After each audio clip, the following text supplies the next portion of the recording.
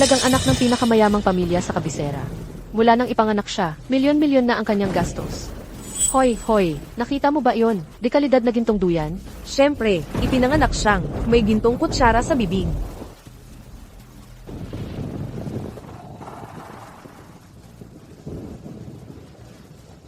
Anak, huwag mong sisihin ang iyong ina. Kung susunod ka sa akin, lalo ka lang maghihirap.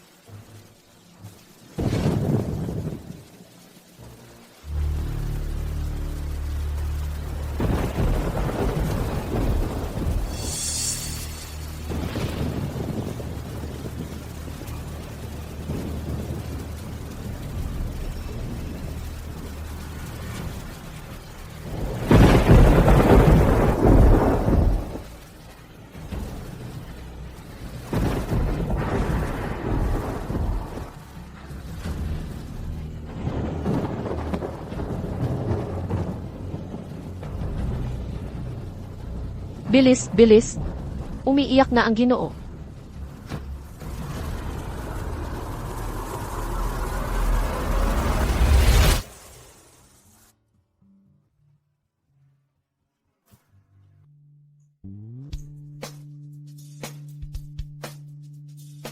Hoy, hoy. Ikawalong palapag ng hagdanan yon, di ba? Sige, ihahatid ko na kaagad. Tandaan mong bigyan ako ng magandang rating.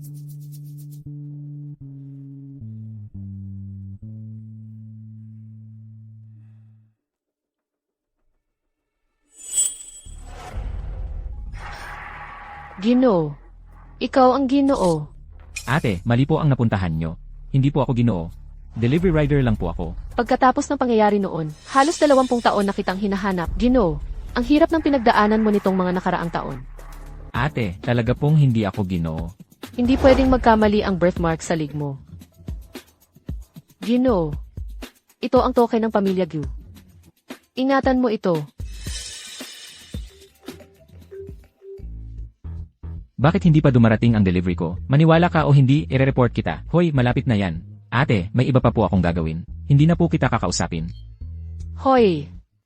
Ginoo. Ginoong Go. Ang pamilyang Go ay kilalang kilala, ang pinakamakapangyarihang pamilya sa kabiserang ito. Paano pwedeng makaugnay ito sa pamilyang Zhao? Dahil maaga pong namatay ang aking ina. Inupahan niya si Inang Zhao bilang aking yaya para alagaan ako. Mahalaga sa tatay ko ang itsura. Taon-taon pinapadalhan ko ng regalo ang pamilya Zhao. Bilang paggalang. Narinig ko, hindi maganda ang lagay ng matanda kamakailan. Talaga. Kumuha sila ng pinakamahusay na medical team sa buong mundo para bantayan siya ng 24/7. Ngayon, ang kailangan na lang nila ay hanapin ang tamang match para sa bone marrow. Pero matibay ang aming matanda. Bakit mo siya iniisip? Ma, narinig kong dumating si Xiaowen. Anong ginagawa ninyong dalawa? Sao Yi, ano ba ang pinag-iinteresan mo? Siya. Si Yan Zhao ang binata. Napakadelikado niya. Sinabi ko sa'yo na suntukin mo siya. Ma, Lumalakas ka na ng loob. Nangahas ka pang manuntok sa binata. Kung mahawakan mo ulit siya ngayon, kahit isang daliri lang, magpapakamatay ako. ma, para sa kanya mo ginagawa ito. Ito ang gagamitin mong panakot sa akin. Zhao Yi, ano ba ang itinuro ko sa'yo noon? Na palaging pagbigyan ang binata sa lahat. Kung buhay mo ang gusto niya, ibibigay mo. Noong yaya ka pa sa pamilya Gu, palagi mo akong sinasabihan na pagbigyan siya. Pero 25 taon na ang nakalipas. Nasa bahay ko na siya ngayon. Nakipagtalik sa nobya ko sa harapan ko. Bakit ko pa dapat magtiis na niloloko? Bakit? Wala kang kwenta. Bakit ka papipiliin ni Xiaowen? Bakit mo ako tinitignan ng ganyan? Noong naging tayo, katawan mo lang ang habol ko. Sino ba ang mag-aakalang nitong mga nakaraang taon? Hindi mo man lang ako mahawakan. Kung hindi yan kawalan ng kakayahan, ano pa? Sa paningin mo, ang paggalang sayo ay ang hindi paghawak sayo at yun ay kawalan ng kakayahan. Nagkamali talaga ako. Hindi na kailangang magpanggap para sa kawalan mo ng kakayahan. Isa ka lang talagang bigo. Hoy! Kung luluhod ka at magmamakaawa sa akin ngayon, bibigyan kita ng pagkakataon, ako si Binata Go, na magpagamot ka sa ospital. Para may pagkakataon ka sa hinaharap na maranasan ang sarap ng babae. Pero syempre, ang sarap na dala ni Xiaowen, hindi mo mararanasan. Sarap. Sarap. Yan, Joe. Sarap.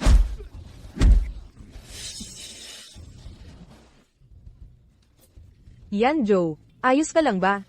Lumalakas ka na ng loob. Nangahas ka pang manuntok sa binata. Sasampalin kita, salbahe ka. Ma, ikaw ang nanay ko. Sa aming dalawa, sino ba talaga ang tunay mong anak? Umalis ka. Wala akong anak na katulad mo. Lumabas ka. Huwag kang mag-ingay. Inay. May dala siyang nakaw sa bahay. Hindi ba pwedeng magbigay ka naman ng patas na salita para sa akin? Ang kapalaran mo ay maging delivery driver.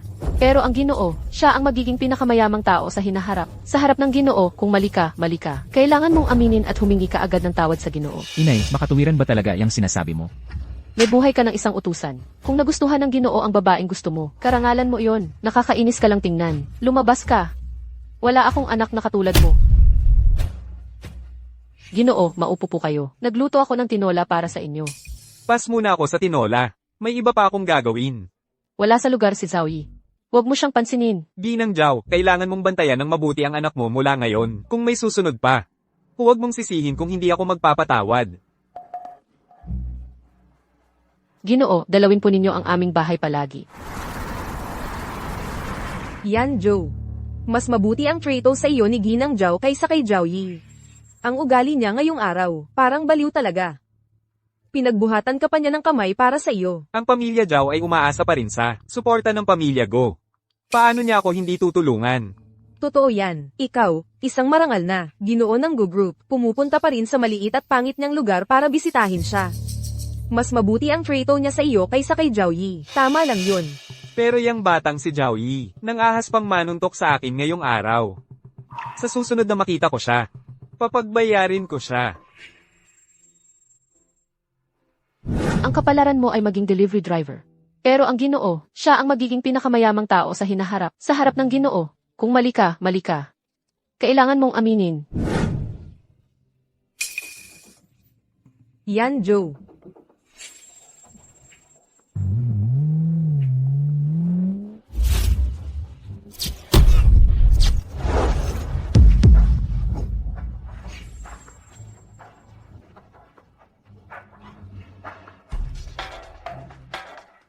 Ano?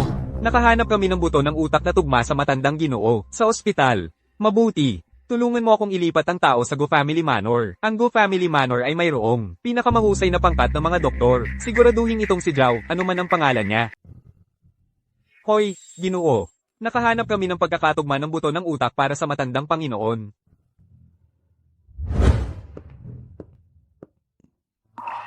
Ji Zhao, kumusta po ang pakiramdam ninyo? Paano ako na pa dito? Ji Zhao, nabangga po kayo ng kotse.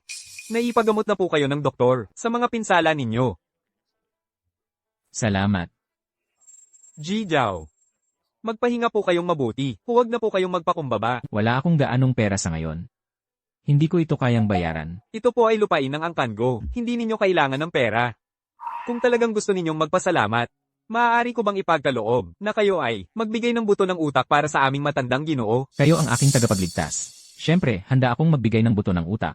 Ang problema lang, ang pagbibigay ng buto ng utak ay nangangailangan ng mataas na pagkakatugma sa kamag-anak, di ba? Huwag po kayong mag-alala dyan. Na-examine na po kayo ng aming ospital. Ang pagkakatugma ninyo sa matandang Panginoon ay kasing taas ng 79%. Kayo ang pinakaangkop na kandidato sa buong kabisera. Ginoo, pakiusap, ingatan ninyo ang tanda ng Angkangu. Maaari kayang ang totoo kong pagkatao ay paumanhin, ang tinutukoy ninyong igu ay si Gu Zenting. Siyempre naman, sa buong kabisera, ang aming angkan Go lang ang may apelyidong Go. Ji Zhao, magpahinga po kayong mabuti. May doktor na, mag-e-examine sa inyo mamaya. Tagapangasiwa. Ginoo, sino itong tao? Ang nagbibigay ng buto ng utak, naghihinga po si Ji Zhao sa loob. Maayos na ang operasyon ng mga eksperto. Mapagkakatiwalaan ba ang taong ito? Maaari kayang sinasadyang magpanggap na magbibigay ng buto ng utak para lang makuha ang gantimpala?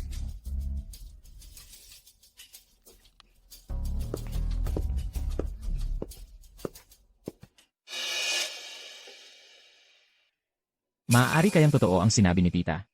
Ako nga ba ang anak ni Gu Zenting? Bakit kaya ganun kataas ang pagkakatugma ni Ji Zhao sa matandang Panginoon na umaabot sa 79%?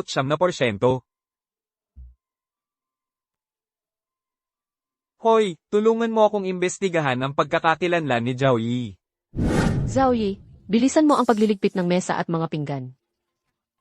Nasaan na ang pangatlo? Ginoo, Sabihin mo sa akin ang totoo, ang walang kwentang Zhao Yi ba? Kailan ka nakisali sa tatay ko? ano? Kung hindi dahil sa malubhang sakit ng matandang Ginoo ngayon, hindi ko malalaman na si Zhao Yi, yang walang kwentang yun, ay talaga palang aking kalahating kapatid sa dugo. Kung hindi ko pinalitan ang mga anak noon, walang ibang makakaalam. Yanzhou, paano mo naman? Yanzhou, makinig ka sa paliwanag ni nanay. Hindi ako kabit ni matandang Ginoong Gu. Huwag mo akong hawakan ng marumi mong kamay. Huwag mong kalimutan ang iyong katayuan. Ang card na ito ay may $100,000. Kunin mo si Zhao Yi at mawala kayo magpakailanman sa kabisera. Huwag na huwag kitang makikitang muli. Hindi rin anak ko si Zhao Yi. Ngunit ikaw ang aking anak. Anong sinabi mo? Ikaw ang anak na dinala ko sa loob ng 10 buwan at ipinanganak. Ikaw ang anak na pinaghirapan kong ipasok sa pamilya Gu. Gagawin mo ba talagang? Hindi na ako muling makita ng nanay mo? Imposible. Paano ako magiging anak mo? Yanzhou, anak ng nanay mo. Nagtataka ako kung bakit palagi mo akong inaalagaan. Kaya pala. Nasaan ang tatay ko? Sino ang tatay ko? Ang tatay mo. 10 taon na ang nakalipas, natalo siya. Nalasing, nahulog sa ilog at tinangay ng baha. Hindi man lang ako ang tunay na panganay na anak ng pamilya ko. Bakit mo sinasabi sa akin ito? Anak, ako. Nang ahas kang palitan ng mga anak, bakit wala kang lakas ng loob? Napatayin si Zhao Yi noon. Alam mo ba, dahil sa iyong sandaling pagiging malambot ang puso, na malapit na akong mawalan, ng lahat ng meron ako, si Zhao Yi, yang walang kwentang yun, ay nag-donate ng bone marrow sa ating matandang Ginoo. Ano, ang katayuan yon? Hindi. Hindi pa nagigising ang matandang Ginoo, nagdududa lang ang mayordomo. Ako na ang bahala dito, mabuti pa ang batang yan na si Zhao Yi. Nakakuha ng $5 milyong bilang gantimpala sa pagdodonate ng bone marrow. Iwan mo ito sa akin. Huwag kang mag-alala, papabulatin ko ang lahat ng kinain niya. Noon, ikaw lang ang nakakaalam sa pagpapalit ko ng mga anak. Walang ibang nakakaalam. Magiging delivery driver lang siya habang buhay. Huwag kang mag-alala, titiyakin ng nanay mo na mananatili itong lihim. Mula ngayon, tawagin mo na lang akong binata. Ginoong Zhao, napaka-successful ng bone marrow transplant surgery na ito. Maraming salamat sa pagtulong. Ang card na ito ay may $5 milyong. Iyong recovery fee para sa pagkakataong ito. Magpahinga ka na lamang ng maayos. Kung may kailangan ka, maaari kang tumawag sa mga alila sa labas ng pinto.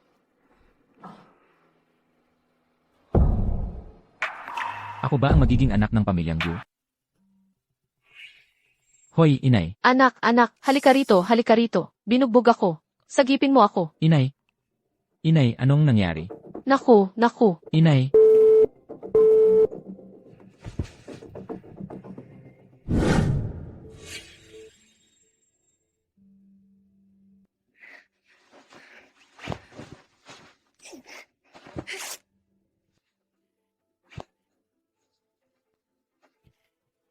Naku, bilisan mo at sagipin mo ako. Anak, wala na tayong pag-asa. Inay, sino ang gumawa nito? Sabihin mo sa akin. Ako ang bahala sa kanila. Anak, hindi naman nila kasalanan. Kasalanan ko ito. Natalo ako ng 5 milyon. Ano?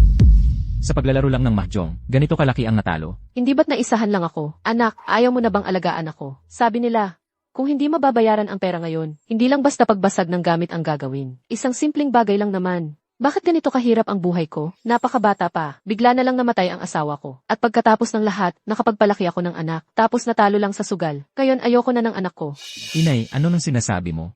Ako ang magbabayad nito. Inay, huwag kang mag-alala. Anak, i-transfer mo ang pera sa account number na ito. CJ, kukuha ako ng mainit na bimpo para sa likod mo. Hindi na kailangan, bilisan mo ang pag-transfer. I-transfer mo ang perang ito sa card na ito. Gumaling na ako, bilisan mo. CJ. Ginoo, heto ang bank card. Heto na. Magaling, pero hindi na pwedeng patagilan pa. Kailangan nating harapin si Zhao Yi, yang walang kwentang tao. Kung hindi, kung anong malaman ng butler, ay hindi maganda. Pero, ilang araw nang may sakit ang matandang ito, bakit hindi pa siya gumagawa ng testamento? Kung gayon, magpakasal ka. May patakaran ang pamilya Go. Ang mga anak na ikinasal, ang siyang natural na, magmamana ng yaman ng pamilya. Basta't ako'y makapag-asawa. Kahit malaman ni Ginoong Go, na si Zhao Yi ang tunay niyang anak, ano naman, pagdating ng panahon, hindi ba't nasa akin pa rin ang yaman? Ang pamilya Go? Matapos bayaran ang utang ni nanay, kaunti na lang ang natitira kong pera. Kailangan kong magsipag pa sa pagde-deliver.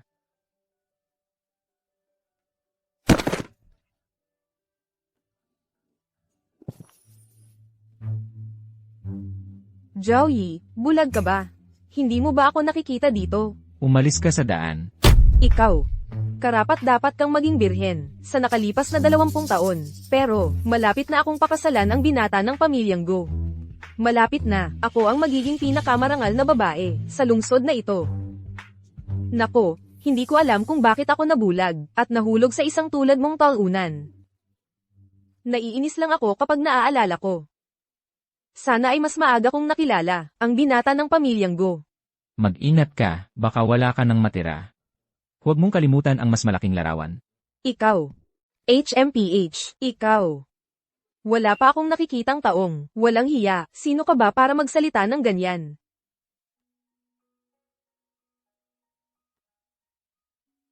Tatay, gising ka na po. Kumusta po ang pakiramdam ninyo? Ayos lang ako, buti na lang at nakahanap ng tumutugmang buto ng utak. Kung hindi, hindi ako makakalampas sa pagkakataong ito. Oo nga pala. Kumusta naman ang binatang nag-donate ng buto ng utak? Hanapin mo siya. Gusto kong personal siyang pasalamatan. Uulat po, sir. Ang nag-donate ng buto ng utak para sa inyo ngayon ay, oh, tatay, bakit kailangan pang personal siyang pasalamatan? Dumating lang siya para sa $5 milyong na gantimpala. Nag-donate siya at tumakbo na. Kung hindi mo siya bibigyan ng kahit sentimo, anong tanga? Ang magdo-donate ng buto ng utak para sa'yo, talagang hindi natin dapat malaman nang matanda ang tungkol kay Joey. Hay, hindi mo pwedeng sabihin yon. Oh, tatay. May sasabihin ako sa inyo ngayon. Oh, ano yon? Sabihin mo sa akin. Gusto ko nang magpakasal. Ito. Biglaan naman ito. Anak kanino siya? Sabihin mo, kilala ko ba siya? Galing siya sa ordinaryong pamilya, talagang hindi ninyo siya makikilala. Pero tunay ko siyang minamahal. Hindi iyon mahalaga, ang pamilyang Go ay pinahahalagahan ang ugali. MMHMM. Basta't mabuti ang kanyang ugali, sinusuportahan ka ng tatay. Salamat, tatay. Kung gayon, maghahanda na ako, at magpapakasal. Medyo kakaiba ito, ang binata na laging maligalig at walang pakundangan. Bakit bigla na lang siya gustong magpakasal? Tatay, kapag ako ay nagpakasal na, bibigyan kita ng malusog na apo. Para masiyahan ka, sa kasiyahan ng pagkakaroon ng mga apo sa paligid mo. MMHMM. Tama ka. Ito ang patakaran ng aming pamilyang Go. Kapag mas maaga kang nagpakasal, mas maaga kong maibibigay ang mga ari-arian at kumpanya ng pamilyang Go sa'yo. At kapag may mga maliliit ka na sa hinaharap, matutulungan kita sa mga bata. At sa wakas ay makakapagpahinga ng tahimik. Kaya tungkol pala ito sa mana, ang binata ay hindi kailanman interesado sa pamamahala ng kumpanya o sa yaman ng pamilya. Bakit siya nagmamadali ngayon? Tama, yun nga ang ibig kong sabihin. Tatay, tumatanda na kayo ngayon. Panahon na para ako ang humawak sa mga responsibilidad ng pamilyang Go at tulungan kayo.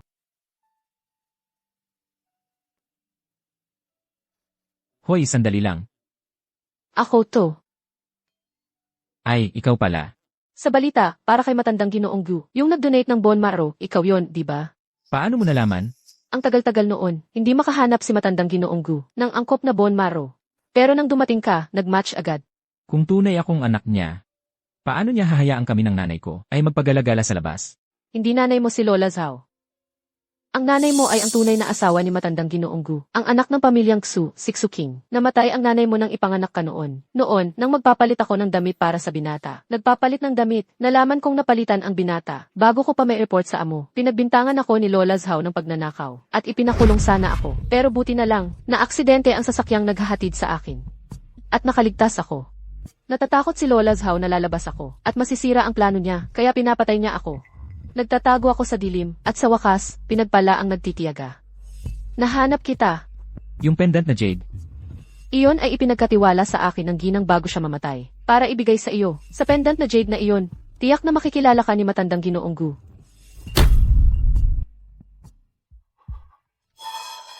Binata. Ako. Hindi ako pwedeng matagal. Sa labas, walang awa si Lola Zhao. Laging may mga tao siyang nagtatago sa dilim, para hanapin ang kinaroroonan ko. Kailangan ko nang umalis. Hoy, So, nailipat na ba ang pera? Elenan. Nailipat na, nanay. Kung nasaktan pareho kami ni Guyan Zhao, sino ang ililigtas mo? Kailangan mo pa bang itanong yan? Bukod pa riyan, paano mo na naman nasaktan ang binata? Dapat isinugal mo ang buhay mo. Nanay, kung hindi mo siya ililigtas, ililigtas mo pa rin ba si Guyansu? Sino ang nagpahintulot sa'yo na tawagin sa pangalan ang binata? Ikaw, anak ng isang utusan. Karapat dapat ka bang tawagin sa buong pangalan ang binata? Sa lahat ng mga taong ito, kahit anong gawin ko, kahit na nanguna ako sa mga pagsusulit, wala ni isang salitang pag-aalala. Akala ko noon, mahigpit ka lang. Hanggang sa unang beses, na makita kong pumunta sa bahay namin si Guyanzao. Iyon ang unang beses kong nakita kang umiti. Kaya pala ang nanay ko ay maaari ding maging napakabait. Ang tapang mo na, lumaki na ang pakpak mo.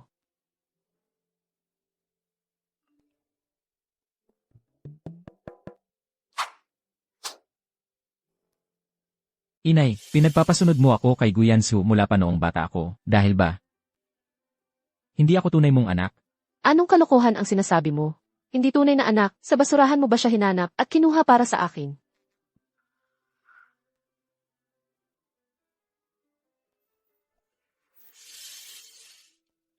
Ikaw, salbahe, bumalik at magpaliwanag ng maayos. Nagsisimula ng magduda sa kanyang pagkatao, yung walang kwentang iyon. HM. Ano yun? Ginoong Go, sinugo ako ng Ginoo para ipaalam sa inyo.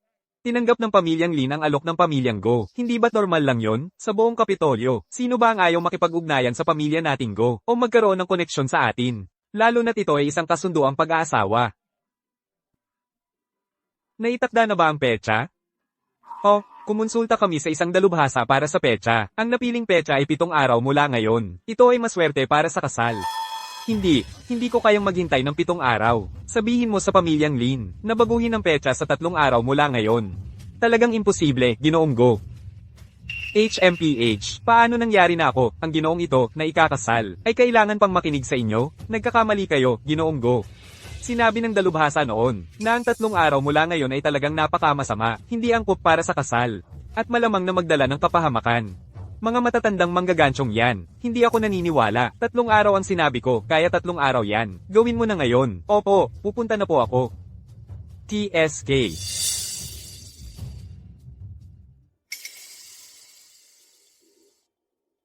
Hoy. Ano? Lumabas na ang resulta ng DNA test. 79% match. Si Leo Zhao ang anak ng Ginoo. Ito. Si Leo Zhao ang anak ng Ginoo. Ang panganay na Ginoo ay hindi tumugma sa buto ng Ginoo. Ang kakaibang kasal ng panganay na Ginoo. Ang panganay na Ginoo ay malamang hindi anak ng Ginoo. Hoy, Ginoong Zhao. Tama, kayo ang panganay na Ginoo ng pamilyang Go.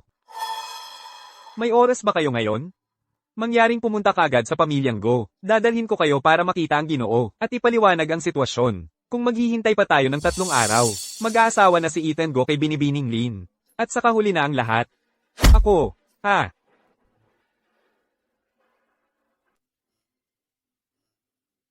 Anong ginagawa mo rito? Yanzao, hindi ako narito para mag-aksaya ng oras mo. Papasukin mo ako. Makinig ka, basura. Wala akong pakialam sa alam mo. Ang pamilyang Go ay akin, at akin lang dapat ito. Huwag mong pangarapin ang anumang, hindi sa'yo. HMPH. Yanzao.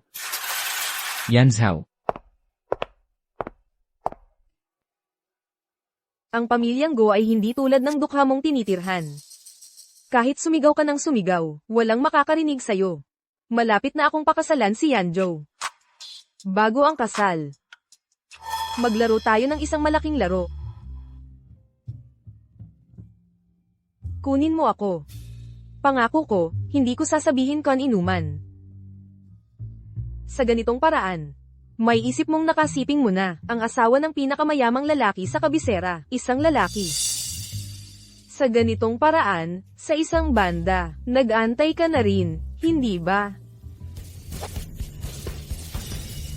Ako, si Zhao Yi, mas gugustuhin pang manatiling binata habang buhay. Kaysa pakasalan ng katulad mo, isang bulok na, babae. Zhao Yi, huwag mong pagsisihan ito.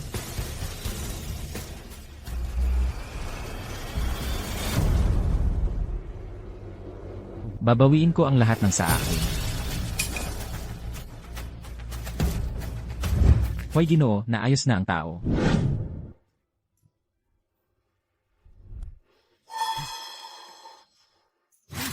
Maligayang pagdating, mga pinagpipitagang bisita, sa inyong pagdalo sa kabila ng inyong abalang schedule, sa kasal ng aking anak na si Yanjo.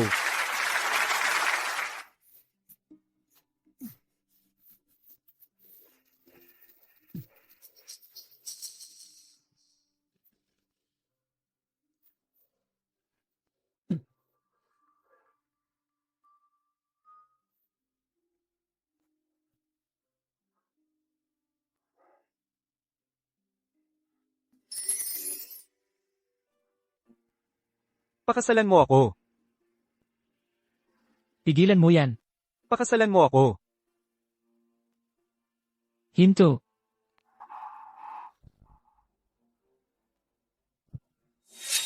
Zhao Yi, anong ginagawa mo rito? Huwag mong sabihing nandito ka para nakawin ang nobya. Sino ka? Anong kapal ng mukha mong manggulo sa kasal ng anak ko? Tatay, siya ang anak ng yaya. Palagi niya akong inaapi noong bata pa kami, at palagi niyang kinukuha ang mga gamit ko. Ah, anak pala ng Zhao. Isinasaalang-alang ang iyong ina, na napakasipag magtrabaho noon. Bilang yaya, kami ang tumulong sa pamilya ninyo sa loob ng maraming taon. Hindi ko inaasahang magiging isa kang walang utang na loob. Mga gwardya, itapon ninyo siya. Mga gwardya lang sa pinto, anong silbi nila? Ni isang probinsyano, hindi nila mapigilan. Ginoong Gyu, huwag kayong magmadaling magpalaya sa akin. Nandito ako para kunin ang sa akin. Sino ka talaga? Umalis ka na ngayon din. Wala namang sa iyo rito. Matagal na tayong naghiwalay. At saka, binigyan na kita ng pagkakataon. Ikaw lang ang hindi nagpahalaga. Ngayon, wala na tayong koneksyon. Huwag kang magsalita ng ganyan tungkol sa akin. Ginoong Gyu, sa palagay ko, katulad ko, ikaw ay itinago rin sa katotohanan ng isang tao sa loob ng 25 taon, tama ba? Ano ang gusto mong sabihin? Ako ang tunay na binata ng pamilya Gu. Siya, si Guyan Zhao, ay isang impostor na nagnakaw ng aking pagkakakilanlan. Ano? Ano ba ang nangyayari? May 2 anak ba si Old Master Gu?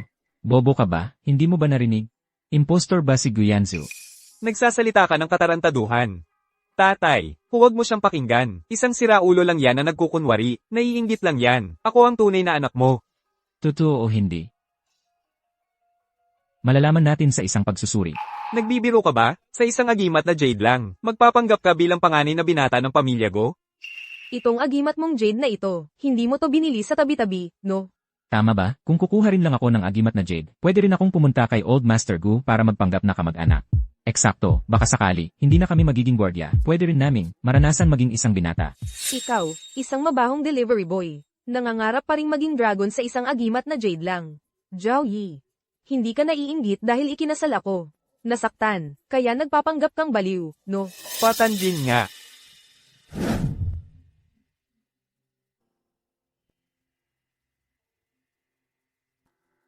Tama. Ito ay gamit ng aking asawa. Tatay, nagiging ulyanin ka na ba? Nakalimutan mo na ba? Mayroon din akong kaparehong agimat na Jade. Tulad niyan. Itong Jade ni Zhao Yi, hindi kaya peke yan, gaya ng kay Ethan.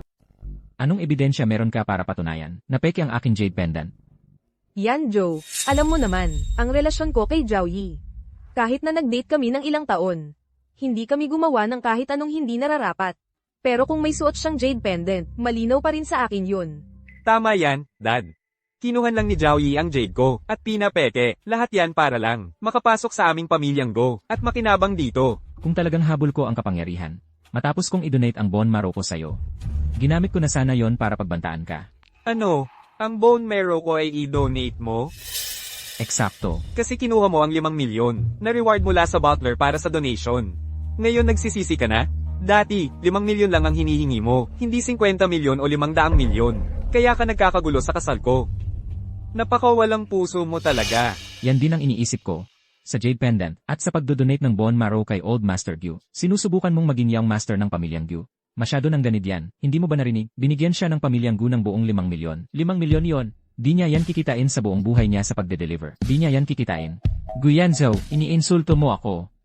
Dad, kung ako man ang tunay mong anak, alam mo naman sigurong mabuti. Huwag ka lang basta maniwala sa kanya, dahil lang sa isang jade pendant, di ba? Oo. Ang isang jade pendant. Hindi gaanong makakapagrepresenta ng mag-isa, pero itong jade pendant na ito, mukhang hindi peke.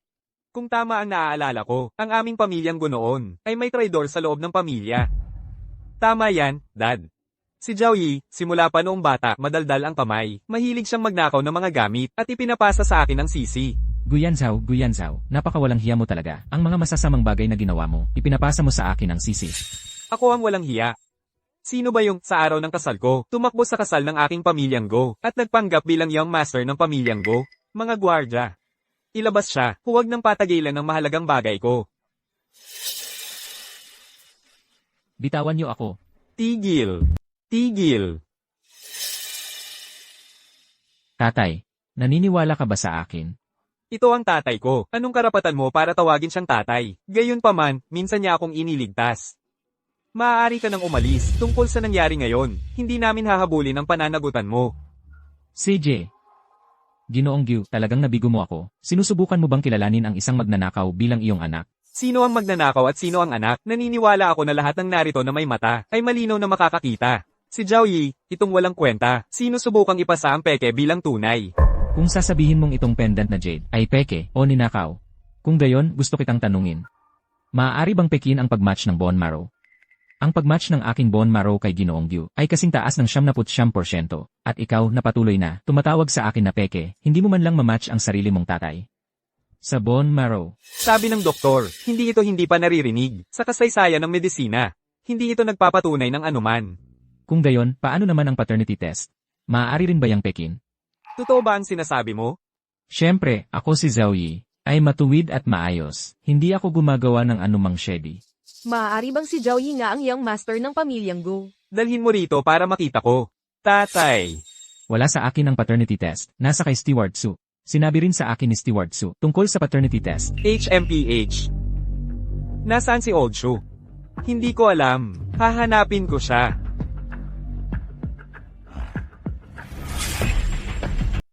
Laoksu, hindi ko inakala na darating ang araw na mahuhuli kita sa akin.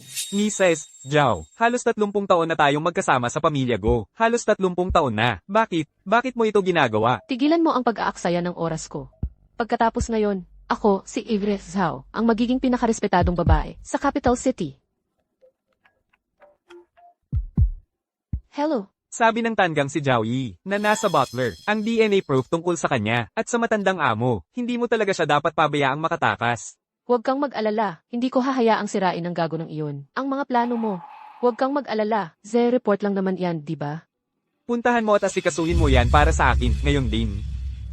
Ikaw pala, peke ang panganay na anak ng pamilya. Ikaw ang nasa likod ng lahat ng ito. Gago ka. Marami kang alam, pero wala akong oras para asikasuhin ka ngayon. Magpakabait ka, baka payagan kitang mabuhay pa ng ilang araw. Kung hindi, huwag mong sisihin ang sarili mo kapag naging malupit ako. Mrs. Zhao, hindi magtatagumpay ang kasamaan laban sa kabutihan. Ang tunay na panganay na anak ay tiyak na babalik. Hindi magtatagumpay ang mga balak mo. Mahigit 20 taon ko nang itinago ang sikretong ito. Ano man ang katotohanan, ang anak ko, ang dapat na tunay na panganay na anak ng pinakamayamang lalaki.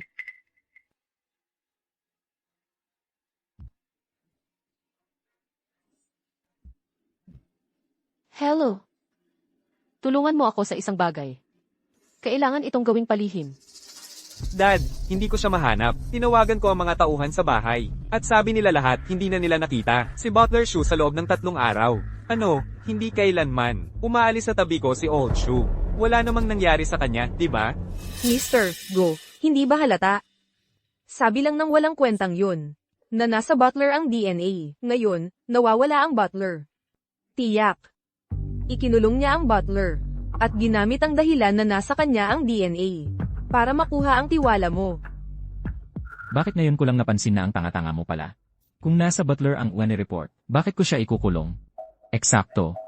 Mukhang, ang bagong asawa ni Young Master Gyu ay walang utak. Sinubukan pang ang magtayo ng bitad para sa sarili niyang asawa. Ako ba ang nagkulong kay Tito Shu? Tay. Alam mo, lagi kong pinapahalagahan si Tito Shu. Baka may iba pang problema si matandang Shu. Ang anak ko, si Yanzhou, hindi gagawa ng ganun. At ang mga ibang tao, ay tiyak na hindi maglalakas loob na kalabanin ng pamilyang Go. Ayan.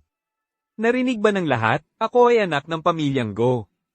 Itong si Zhao Yi, paulit-ulit niyang sinasabi na may ebidensya siya. Pero wala naman siyang maipakita pag hinihingi. Hindi ba't puro kayabangan lang yan?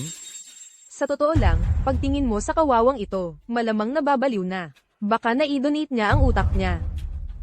Nang mag-donate siya ng bone marrow. Huwag kayong magyabang. Lahat ng ginawa mo at ni Lola Zhao ay malalantad din balang araw. Parang, ang mga matang yan kamukhang kamukha ng kay Chinga. Tay, nalilito ka ba? Huwag kang padala sa mga plano niya. Bilyon-bilyong tao sa mundo. Normal lang na may isa o dalawa ang kamukha ni Mama. Pero yung mga taong may mga kinaugalian na katulad ni Mama, bihira yan. Tay, huwag mong kalimutan. Marami akong mga kinaugalian na katulad ng kay Mama. Siguro nga nalilito na ako. Ang tagal na mula nang umalis ang ina mo.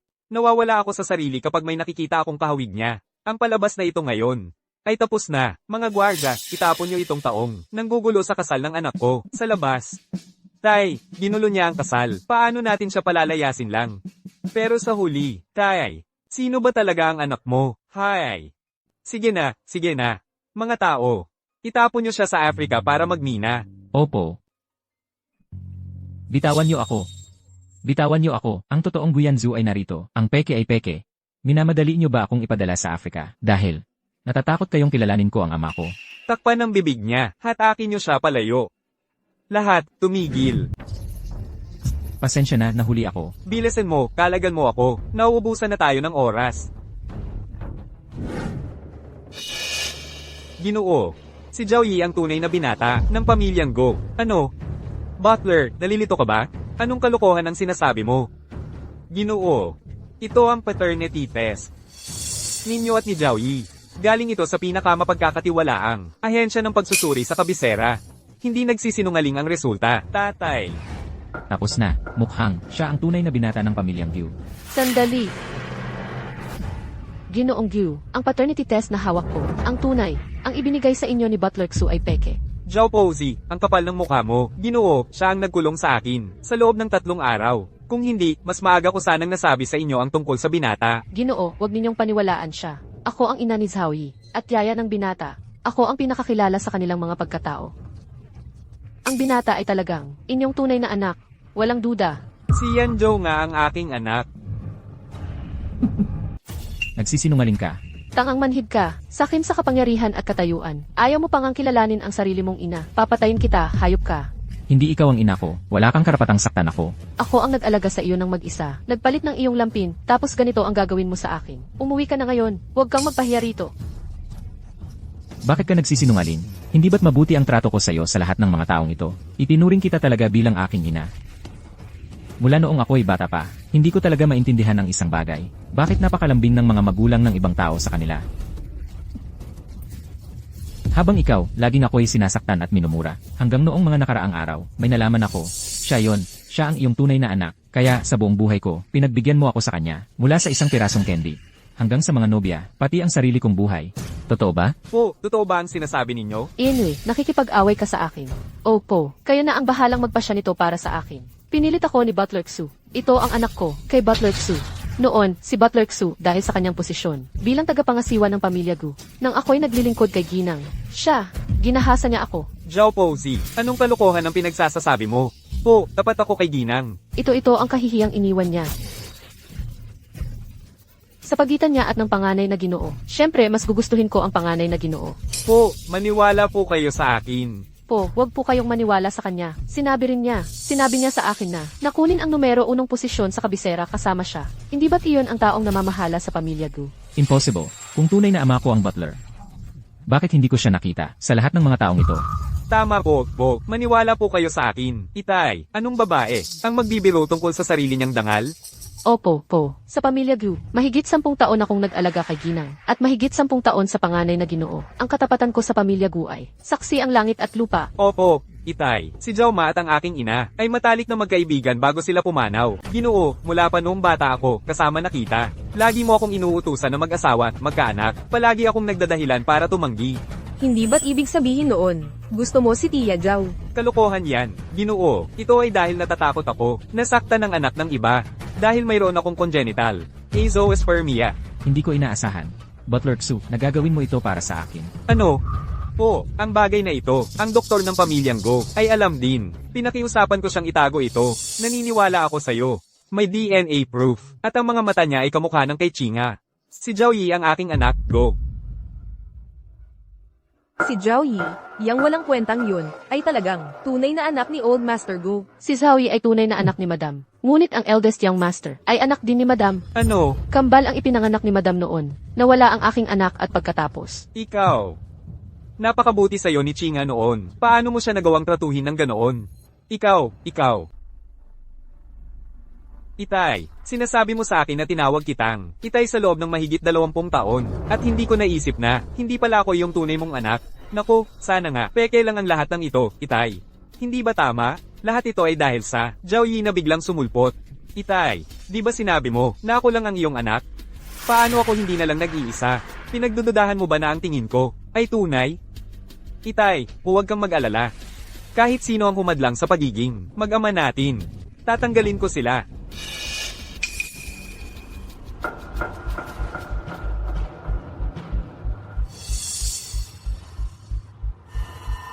Huwag kang mag-alala, Itay. Magiging maamo ako sa kanila. Duyan Zhao.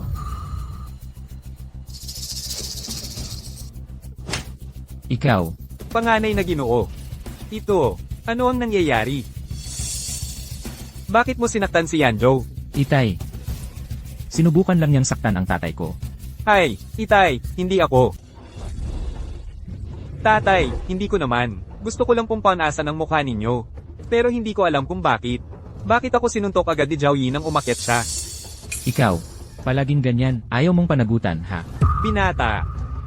May sakit pa rin po ang poong Ginoo. Nakita ko siya ng sarili kong mata. Kanina lang, may hawak na scalpel. Sinusubukan niyang saktan ang poong Ginoo.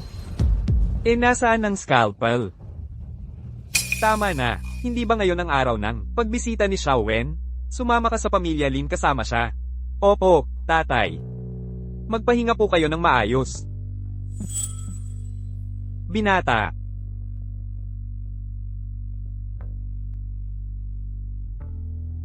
Tatay, maniwala po kayo sa akin. Sige, anak. Alam kong nagmamalasakit ka sa akin. Kakakauwi mo lang, marami kang dapat asikasuhin, at pag-aralan. Sige na at asikasuhin mo ang mga iyon. CJ, Alam ko ang gusto mong sabihin. Malinaw na malinaw sa akin ang pagkakakilanlan nitong dalawang bata, pero ang pamilya Go, kailangang ipasa sa isang tao. Pagkatapos ng lahat si Yanjo ang anak na aking pinalaki sa tabi ko, sa loob ng mahigit 20 taon, sa pamamahala ng grupo, o sa mga usapin ng pamilya. Mas magaling siya kaysa kay Zhao Yi. Kung nasa kanyang mga kamay, makakapagpahinga ako ng maayos. Masyado naman pong mabigat ito para sa binata, naiintindihan ko, kaya naghanda ako ng malaking halaga ng pera. Bagamat hindi ito katumbas ng tunay na kapangyarihan ng CEO ng pamilya Go. Ang kabuuang halaga ay hindi kakaunti sa tinatayang halaga. Poong Ginoo, basta't desidido na po kayo, Itay. Ito ay top grade na wagyu na inilipad mula sa Australia. Ito ang pinakamalambot na piraso. Subukan mo po. Sige. Hehe. Iba talaga ang mga nakapaglakbay na sa mundo. Ano, yan Joe, tingnan mo ang ligalig niyang kumain. Pang-western cuisine ito. Kung hindi mo alam, akala mo'y kumakain siya ng pagkain sa kampo sa probinsya. Xiao Wen, paano mo nasabi yan kay Zhao Yi? Tingnan mo, Zhao Yi, ang kanyang pagiging hindi gaanong maingat sa etiketa. Alam mo namang hindi yon ang focus niya. Hoy, kumakain lang ako. Nagalit na naman ba kayo sa akin? Sa pagkain, huwag nating banggitin ang mga masasamang pangitain. Pasensya na, Itay. Dapat humingi ka ng tawad sa kuya mo.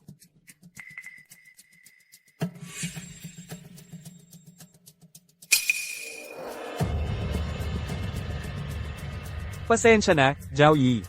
Pasensya na, Zhao Yi. Tatay, hindi mo masasabi kung mabuti o masama ang isang bagay sa itsura lang. Huwag mong hayaang bulagin ka ng iyong emosyon. Tatay, tingnan mo si Ethan. Anak, kakauwi mo lang. May mga bagay na hindi mo naiintindihan.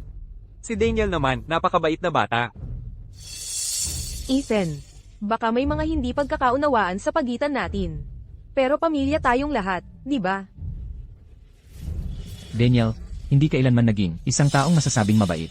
Noong 4 na taong gulang si Daniel, kayang-kaya niyang kunin ang mga sisiw sa pugad, hilahin isa-isa, at ipukol sa hangin para mamatay. Noong 6 na taong gulang si Daniel, kayang-kaya niyang itulak ang isang matandang tumatawid.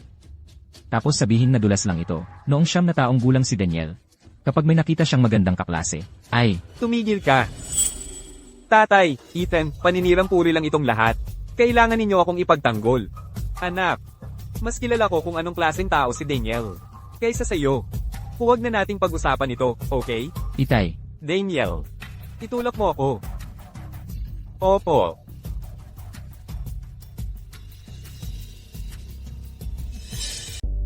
Yanjo. Kakauwi lang ni Yanjo. Magpakita ka naman ng konting pangunawa. Huwag kang mag-alala, tatay. Si Yanjo pa rin ang Yanjo. Lagi ko siyang igagalang.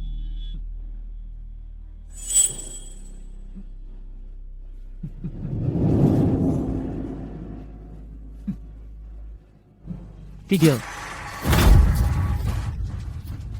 Hinto. Tumigil ka na, masamang anak.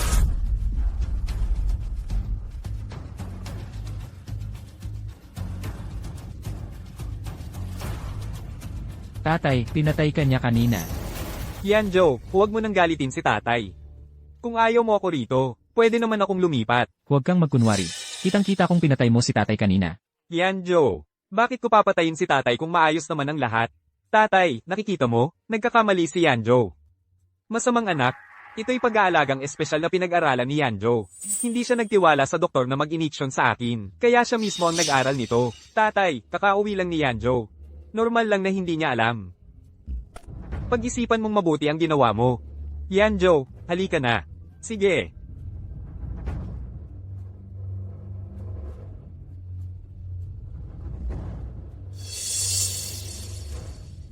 Kahit anak ka ni tatay, ano naman? Ako pa rin ang masusunod sa bahay na ito. Kahit nandito ka na ngayon, hindi nito mababago ang katotohanan iyon.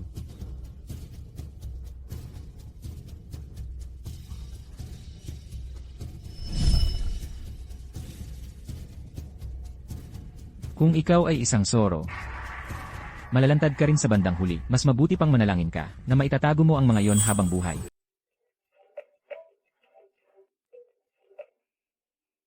Halo. Ano, nakita mo na? Sige, pupuntahan na kita ngayon.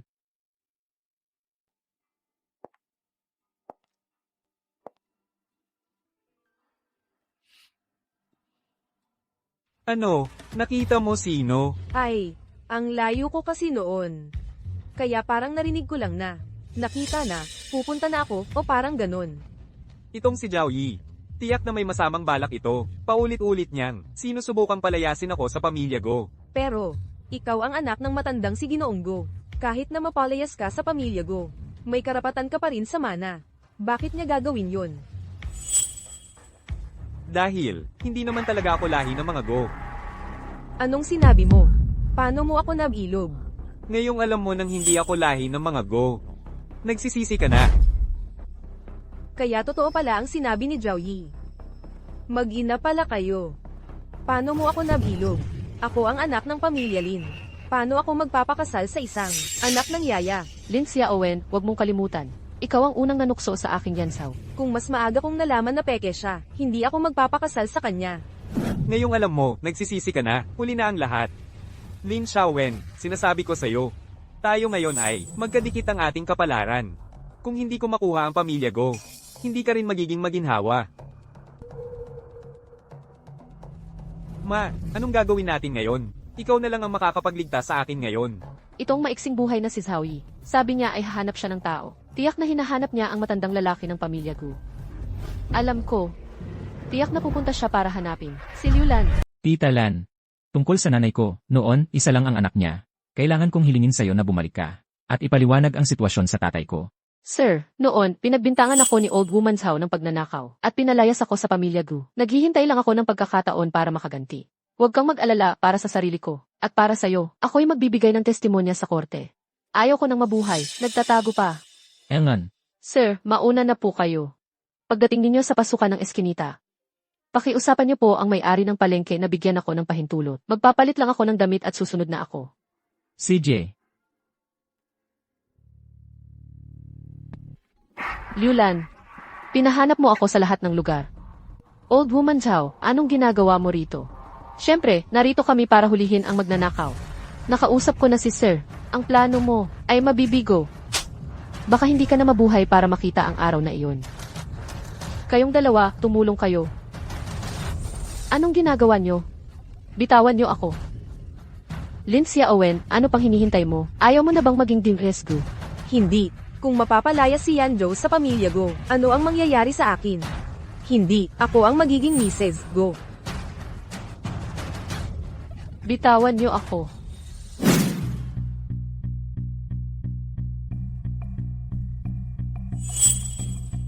bakit wala pa rito si Tita Lan? Kailangan kong tingnan siya. Tita Lan,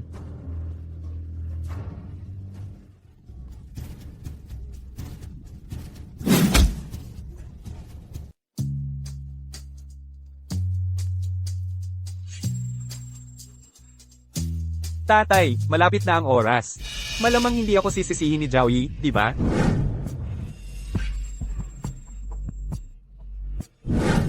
Tatay, nauubusan na tayo ng oras.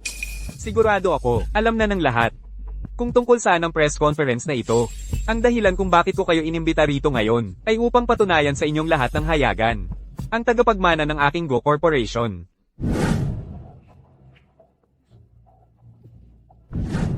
Ang tagapagmana ng aking Go Corporation, ang bunso kong anak, si Guyanjo.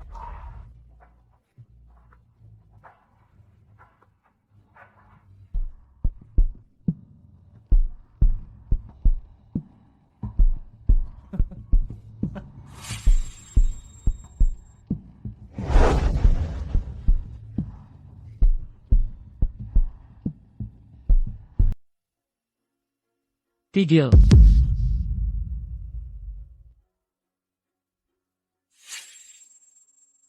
Tay, talaga bang ibibigay mo ang Gu Corporation?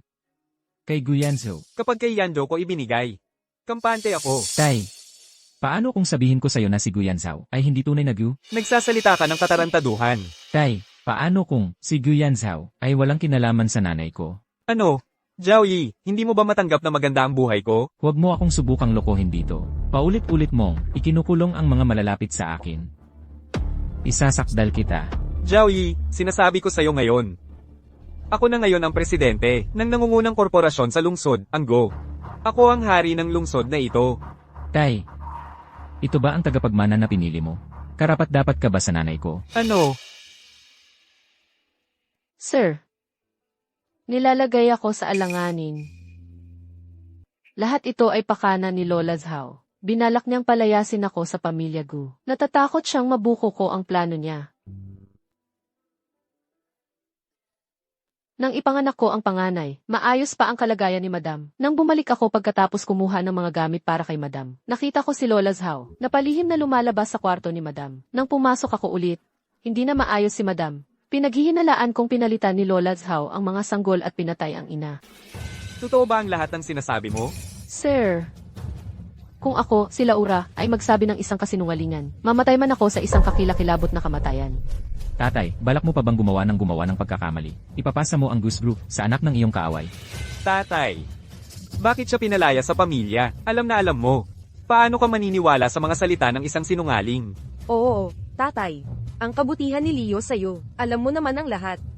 Kung ang tatay ko ay hindi chairman ng Goose Group, magiging mabait ka pa rin ba sa kanya? Ikaw, para makuha ang Goose, nagsikap kang mabuti. Una, pinatay ni Granny Zhao ang nanay ko. Tapos paulit-ulit mo akong dinukot. Nga pala. Ang bumangga sa akin noon, kayo dalawa, di ba? Tatay, Sir, anak mo si Leo, ayon sa paternity test. anong ginagawa mo dito? Ang buhay ng eldest young master. Sa ganitong importanteng sandali, paano ako hindi pupunta?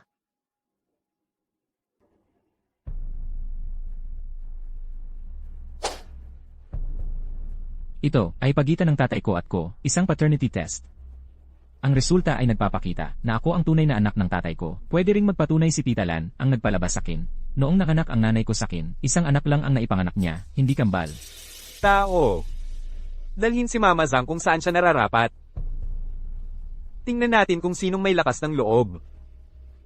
Dahil hindi ka na nagtitiwala sa akin, matanda, hindi na ako magpapanggap. Tama, hindi si Claire ang totoong nanay ko. Pero ano naman ngayon? Ngayon, napirmahan na ng matanda ang share transfer agreement sa akin. Mula ngayon, ako na ang presidente ng Ghost.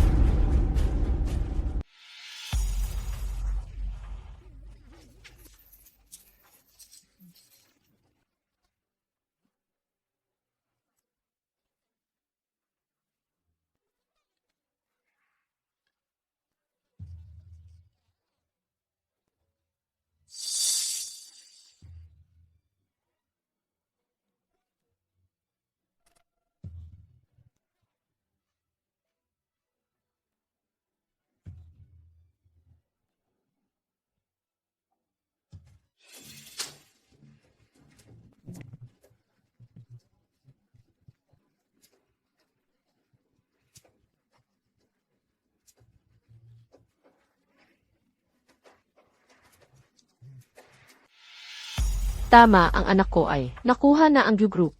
Kung wala ang Gu Group, ano ang gagamitin mo laban sa amin? Ikaw, Nakikita ng langit ang lahat ng gawa. Magbabayad ka sa iyong mga kasalanan. Magbabayad? Ha! Pinatay ko si Madam ilang dekada na ang nakalipas.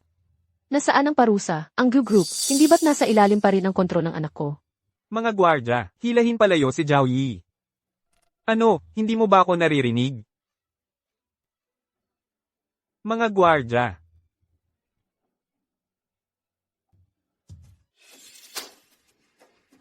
pagbati, pinuno ng pamilya. Ang Go Group ay isang bahagi lamang ng maliit na negosyo ng pamilyang Go. Ang pamilyang Go ay hindi kumikilala sa mga kontrata. Ang kinikilala lang namin ay ang singsing na ito. Tapos na. Lahat ay tapos na. Ay nako, tatay, nagbibiro lang ako sa'yo. Biro lang, tatay.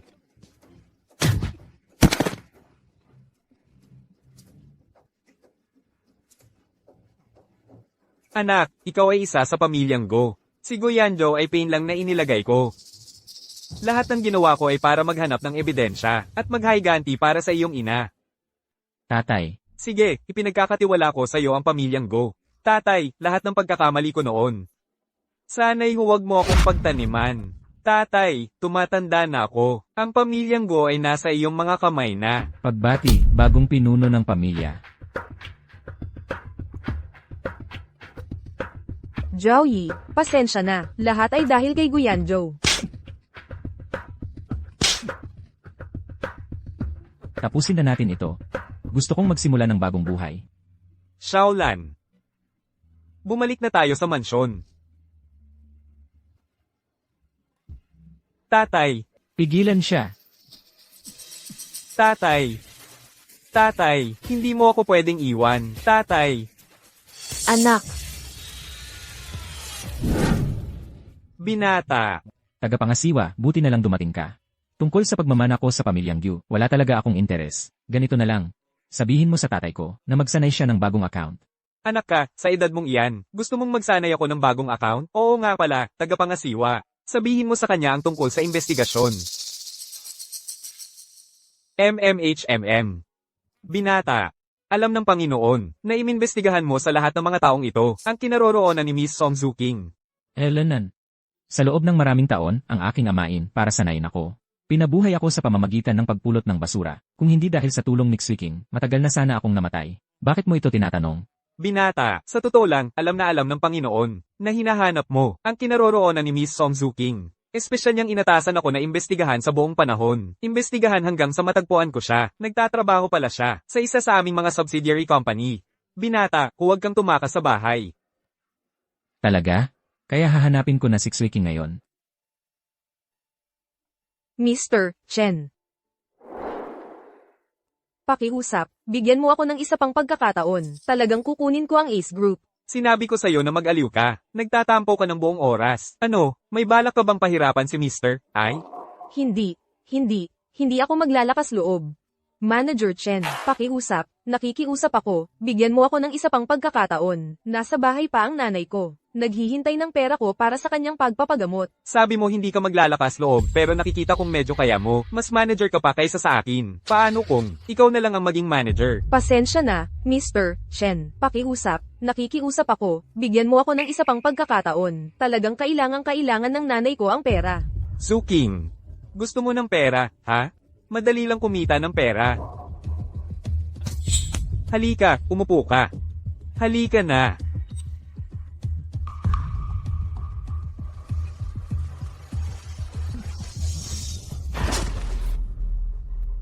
Suking, may paraan ako para kumita ng mabilis at madali pa. Suking, sasama ka ba?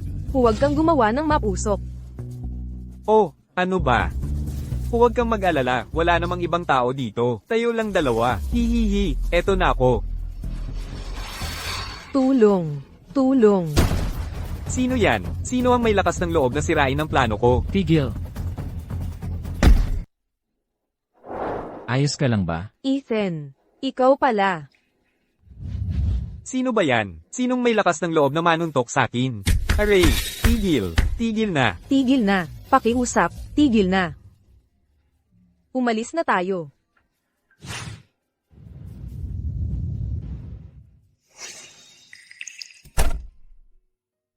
Salamat, Ethan. Kung hindi dahil sa'yo ngayon, hindi ko alam kung ano ang mangyayari sa akin, o kung anong gulo ang aabutin ko. Siguro hindi ka na dapat magtrabaho rito.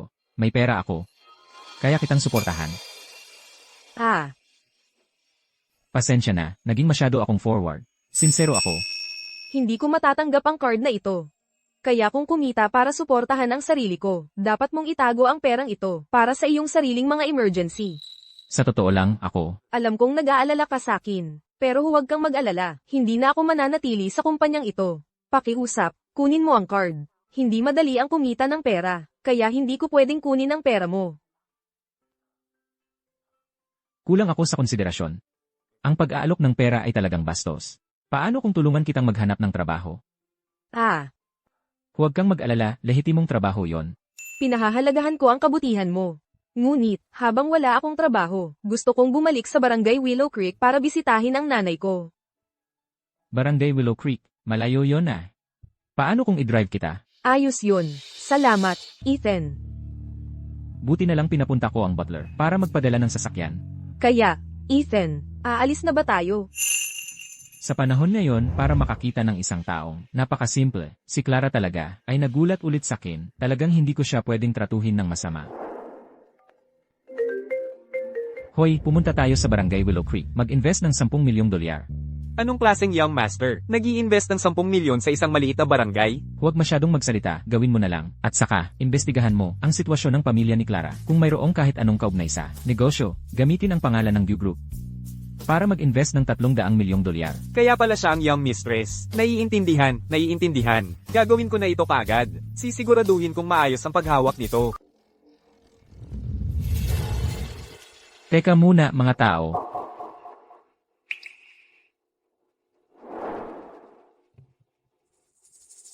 The G, anong nangyayari? Ay, siksuking pala. Ito ang daan papunta sa aming baryo. May bayad ang pagpasok ng mga tagalabas. Wala namang ganyang patakaran sa baryo dati. Dati, wala. Pero ngayon sa baryo, ako, si Dazay, ang nagpapasunod dito. Kapag sinabi kong may bayad, may bayad. At kapag sinabi kong bawal, bawal. Diretso ka na lang magnakaw, tapos magtatayo ka pa ng istasyon para maningil. Anong panahon na? May mga taong ganito pa rin pala. Magkano ba? 5. Sino sa tingin mo ang minamaliit mo? 50,000 dolyar o huwag ka nang mag-ambisyon. Dazay, ang ganyang pagtatayo ng istasyon ng walang pahintulot at pagsingil ng bayad ay panloloko na yan. Napakasamang gawain yan, alam mo ba? E di tumawag ka ng pulis. Tingnan natin kung anong magagawa mo. Ethan, baka dapat kalimutan na lang natin ito. Ako na lang ang uuwi. Anak siya ng kapitan ng baryo dito. Hindi siya basta-basta. Saan ako kukuha ng 50,000 dolyar na yon? Hoy, pwede bang card ang bayad? Akala mo ba tanga ako? Kung papayagan kitang magbayad ng card, may ebidensya ng panloloko ko. Tama na ang daldal, pera ang gusto ko, pera. Huwag na. Huwag kang mag-alala, Sikin, ako na ang bahala. Kunin mo ang relong ito at umalis ka na. Makinang naman, tama ka. Ito ba ang katumbas ng 50,000 dolyar? Ito ang pinakadesente kong relo. Pero mahigit 1,000,000 dolyar pa rin ang halaga nito. Akala mo ba talaga tanga ako? 1,000,000 dolyar lang ganyan-ganyan? Bakit hindi mo tingnan ang sarili mo? Sa salamin, sa tingin mo karapat-dapat ka. Kung ayaw mo, edi huwag. Bakit mo itinatapon ang gamit niya? Tama na ang usapan, walang 50,000, walang pasok. Maliban na lang kung gusto ni Xui King na samahan ako. Tapos ka na. Sige, suntukin mo ako. Alam mo ba kung sino ang tatay ko? Wala akong pakialam kung sino ang tatay mo. Hindi yon dahilan para mambuli ka. Kahit nandito ang tatay mo ngayon, ako pa rin ang haharap sa'yo. Tapos ka na. Maghintay ka lang, sasabihin ko na ngayon sa tatay ko. Ethan, may problema ka na. Kapitan ng baryong ito ang tatay niya. Baka dapat tumakbo ka na lang. Huwag kang mag-alala, Xui King. Si Dazai lang yan. Hindi yan maglalakas loob sa akin. Hoy, oh, sino kaya yon? Sa liwanag ng araw, nakikipagbiruan sa ibang lalaki. Ah, ikaw pala, malandi mong pinsan. Song Zuking, ikaw talaga, kahihiyan ng pamilya Song. Yuan, hindi yan ang iniisip mo. Tinulungan lang ako ni Go. Ano pa bang kailangang ipaliwanag? Ito ba yung lalaking nakilala mo? Ang pangit talaga ng taste mo. Hindi. Yuan, nagkakamali ka. Kami ni Go, hindi talaga ganun ang relasyon namin. Anong hirap aminin dyan? Nagpapaligaw-ligaw ka pa rin ba? Naghanap ka ng mayaman at gwapo. Makes sense. Sumasakay sa sira-sirang tricycle sa init na to. Oh, Song Zuking, ang sipag mo talagang maghanap ng gulay sa gubat. Hanga ako sa'yo. Yuan, uulitin ko. Sa pagitan namin ni Go, wala talaga. Hindi ganon ang relasyon namin. At saka, kailangan din naman ni Go na magpakasal balang araw. At saka, hindi mo sinusukat ang isang tao sa pera lang. TSK. Ang dami mong sinasabi, para lang yan hindi ka mapahiya, di ba? Hindi sinusukat sa pera. Siguro wala ka naman yan, no? Oh, hindi mo pa alam kung bakit ako bumalik sa baryo. Ngayon, para saan? Syempre, para may lista sa genealogy ng pamilya Chen. Hindi mo alam, no? Magpapakasal na ako. Ang mapapangasawa ko, manager sa isang kumpanyang nakalista. Malamang hindi mo alam kung anong ibig sabihin yan.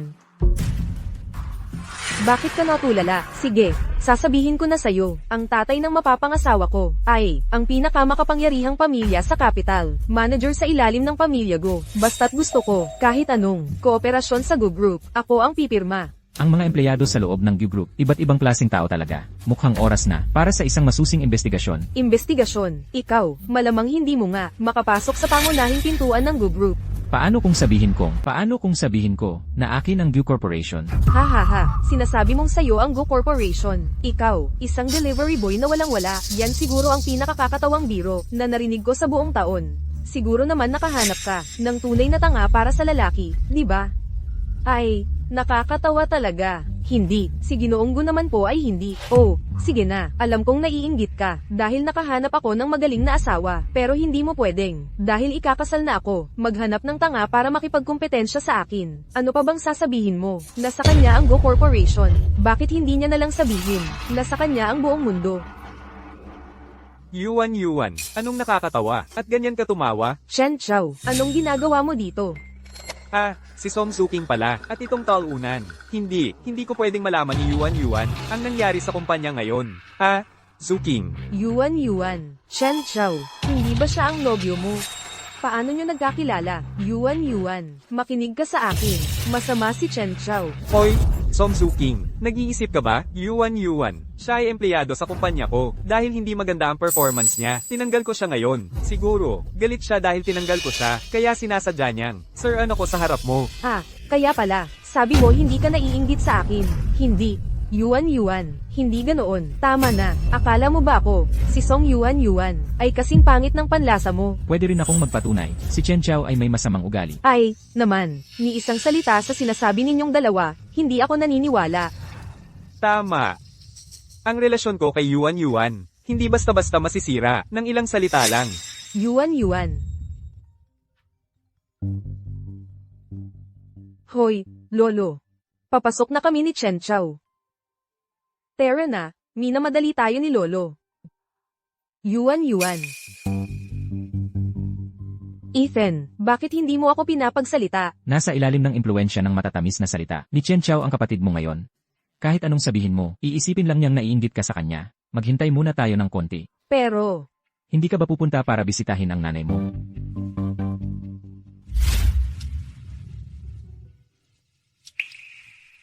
Swiking, ayos ka lang ba? Ayos lang ako, Ethan. Pero, lumala na naman ang kalagayan ng nanay ko. Kailangan kong magmadali at kumita ng pera para sa kanya. Huwag kang mag-alala. Aayusin ko na may magsundo sa nanay mo at dalhin siya sa pinakamagandang ospital para magamot ka agad. Huwag mo nang istorbohin ang sarili mo, Ethan. Dapat kang umalis kagad. Malapit nang hanapin ka, ni Chen Dazi at ng grupo niya. Si Chen Dazi lang, wala siyang magagawa sa akin. Huwag kang mag-alala. Pupunta ka na naman sa Dajao Village para bisitahin ang nanay mong baliw?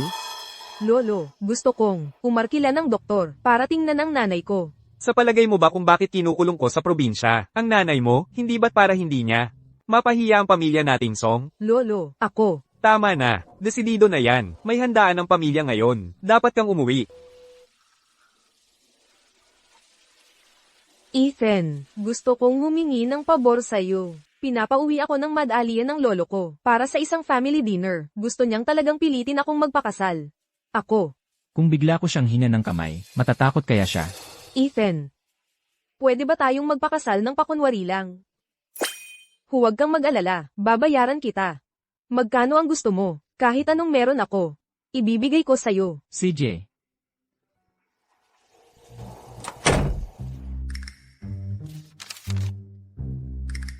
Ethan, pasensya na at aasahan na naman kita. Nasamahan ako pa uwi bukas. Clara, bakit hindi mo na lang ako tawagin sa pangalan? Sino bang mag-asawang tawagan ng Dage? Ethan, Tara na. Kunin mo yung huling obra maestra ng Master Painter ng Tang Dynasty sa dingding ng opisina ko at yung bote ng alak mula kay Master He at ihatid mo sa tapat ng bahay ng pamilya Song. Lolo, hindi niyo po alam, malaking tulong si Alex sa pamilya nating Song. Itong 3 bilyong puhunan mula sa Go Corporation ay dahil lahat kay Alex. Ha ha ha. Talagang karapat dapat na matawag na mabuting manugang ng pamilya Song sa 3 bilyong puhunan ng Go Corporation. Tiyak na magiging kilala ang pamilya nating Song sa kabisera. Tama po, ngayon sa kabisera, ang pamilya nating Song ay itinuturing ng isang prominenteng angkan. Magaling, magaling. Napakagandang balita talaga ito. Pag nagsimula na ang family banquet mamaya, ipagkalat ninyo ang balita. Ipaalam ninyo sa lahat. Bakit hindi pa umuwi si Clara? Malamang, ay sinundo na naman siya ng kanyang boyfriend na delivery guy. Oy, Lolo, tingnan mo. Kapag pinangalanan mo ang demonyo, lalabas at lalabas talaga. Zhu Qing, pagsasalo-salo ng pamilya natin ngayon, hindi magandang magdala ng ibang tao. Lolo, hindi siya ibang tao. Ako si Guyi. Lolo, ako ang asawa ni Xuking. Ano, asawa? Opo, Lolo. Asawa ko po siya. Ang kapal ng mukha mo, sino bang nagpapakasal ng walang pahintulot ng magulang? Sa tingin ko, sinasadya mo lang para iwasan ang mga ipinakikilala ko sa'yo. Sinasadya mong galitin ako. Lolo, huwag po kayong magalit. Ate, tignan mo, nagalit tuloy si Lolo. Lolo, tapos na po ang lahat. Kasal na po kami ng legal. Tama po, Lolo. Pagsisikapan ko, ibigay kay Xuking ang isang masayang buhay. Sige, sige, Zhu Qing. Lumaki na nga talaga ang iyong pakpak. Natuto ka ng gumawa muna bago magsabi, Lolo. Dahil kasal na po si Auntie Zhu Qing, kailangan ko na pong tanggihan ang alok ng kaibigan ko. Tama po, Lolo. Gaano man kaganda ang kaibigan ni Chen Chao, hindi naman siya magpapakasal sa isang babaeng may asawa na, di ba? Song Zhu Qing, tingnan mo ang kalokohan na ginawa mo. Ayaw mo sa isang mabuting lalaki at pinilit mong hanapin. Nako, Ate Zuching, alam kong hindi ka mapili, pero hindi ka naman. Ganoon asterisk kababaw ang kaligayahan, di ba? Kahit ano na lang, kahit papaano.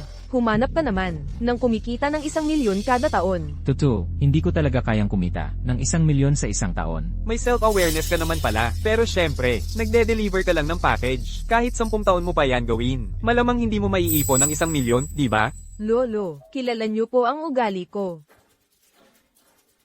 Bagamat hindi siya masyadong mayaman, gwapo naman siya. Anong pangalan mo? Lolo. Ako si Guyi. Oh, Guyi. Huwag kang tumayo dyan. Maupo ka.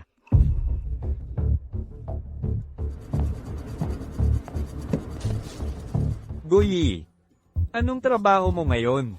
Lolo, hindi ba halata? Delivery boy lang siya. Talaga? Kumusta? Nagde-deliver ako ng mga package nitong mga nakaraang taon, pero ngayon lang ako nag-resign. Tungkol naman sa susunod kong gagawin, iniisip ko pa. So, wala kang trabaho. Zuching, ito na ba ang batang to? Ang aasahan mo mula ngayon? Lolo, hindi ko pinapansin yan. Ang hirap talagang maghanap ng trabaho mo. Bakit hindi si Chow, sa Goose Group, ang maghanap para sa kanya ng posisyon bilang gwardya? Ang pagiging gwardya sa Goose Group ay hindi basta-basta lang. Nakadepende yan sa edukasyon mo, pero para kay Lolo, maaari kitang tulungan. Di mo na kailangang alalahanin ang mga bagay na yan. Magkano na ang ipon mo ngayon? Ipon? Hindi ko pa talaga na ikukwenta yon. Meron ka o wala? Huwag mong sabihin, walang pinag-aralan at di mo makilala ang mga numero sa bank card. Siguro, maaari nga. Lolo, ganito kasi, baka marami akong ari-arian, pero kung talagang gusto mong malaman, maaari akong tumawag mamaya para magtanong. Ano? Di mo na kailangan ng script para magyabang. Zuching, narinig mo ba ang sinabi niya? Ang yabang na niya, parang aabot na sa langit. Lolo, Guyi. Hindi siya ganoon. Katulad ka ng nanay mo. Laging nagdadala ng kahihiyan sa pamilyang Song. Lolo, lahat ng sinabi ko ay totoo. Sige. Totoo ang sinasabi mo. Kung ganoon, ang aming pamilyang Song ay hindi kayang tumanggap ng ganoong importanteng bisita. Saan ka ba nanggaling? Umuwi ka na kung saan ka nanggaling. Lolo, anong ginagawa mo? Siya ang legal kong asawa. Kung palalayasin mo siya, hindi ba ako rin ang palalayasin mo? Palalayasin mo ba ako? Ito, di pa ako nakakaganti sa pagbugbog sa akin. Kung papayagan lang natin siyang umalis ng ganito. Hoy, Lolo, tama si Zuching. Kung palalayasin natin siya ngayon, hindi ba tayo pagtatawanan ng mga ibang tao? Sige. Hayaan mo na.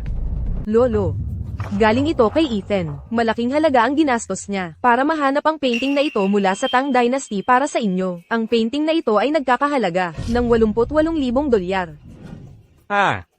Lolo, tingnan din ninyo ang alak na ito. Narinig ko kay Clara na gusto ninyong talaga ang ganitong klase. Espesyal kung pinahanap ang bote ng alak na ito na 50 taon ng tinanda. Simpleng hapunan lang ng pamilya na pag-aksayahan pa ninyo ng ganyan. Ang bait-bait ninyo. Mabuti, ang ganda talaga nito. Tara, umupo na kayo, umupo na. Medyo nagmamadali kayong dalawa, kaya malamang wala kayong regalo para kay Lolo, di ba? Lolo, bago ako dumating, tinanong ko ang mga hilig mo, kaya may dala akong mga painting at alak. Ito ay obra maestra ng master painter ng Tang Dynasty, ang Dragon Flying Nine Heavens. Ano, obra maestra ng master painter ng Tang Dynasty, Dragon Flying Nine Heavens. Ano yon? Hindi mo kailangang malaman kung ano yun. Basta malaman mo kung totoo ito. Nagkakahalaga ito ng $100 milyong. Ano? Paano nangyari yon? Ito, nabili ko ito sa isang auction noong isang araw. Ginseng wine na 1,000 taon na ang tanda. Sabi nila nakapagpapalakas ng katawan ang pag-inom nito, kaya dinala ko para subukan nyo. Ito, totoo ba ang lahat ng ito? Elanan. Lolo, huwag kayong magpaloko sa kanya. Itong 1,000-year-old ginseng wine. Narinig ko na ito. Sabi nila binili ito ng CEO ng Go Group ng $300 milyong. Tama, at kung totoo ang painting na ito, $100 milyong yun. Guyi. Saan mo nakuha ang mga koleksyon na ito? Pulot lang. Tunay ba o peke ang isang ito? Hindi mo ba masasabi sa paghahambing pa lang? Palagi namang maalam si Lolo sa kaligrafia at mga pintura. Tunay ba o peke ang mga ito? Hayaan nating si Lolo ang magpasya. Elanan. Lolo, tingnan mo. Parehong kaligrafyang ito ay galing sa Tang Dynasty. Pero medyo masyadong puti ang papel ko, samantalang ang sa kanya ay mas beige ang kulay. Tama ka, Lolo. Bumili siya ng pekeng pintura para lokohin ka.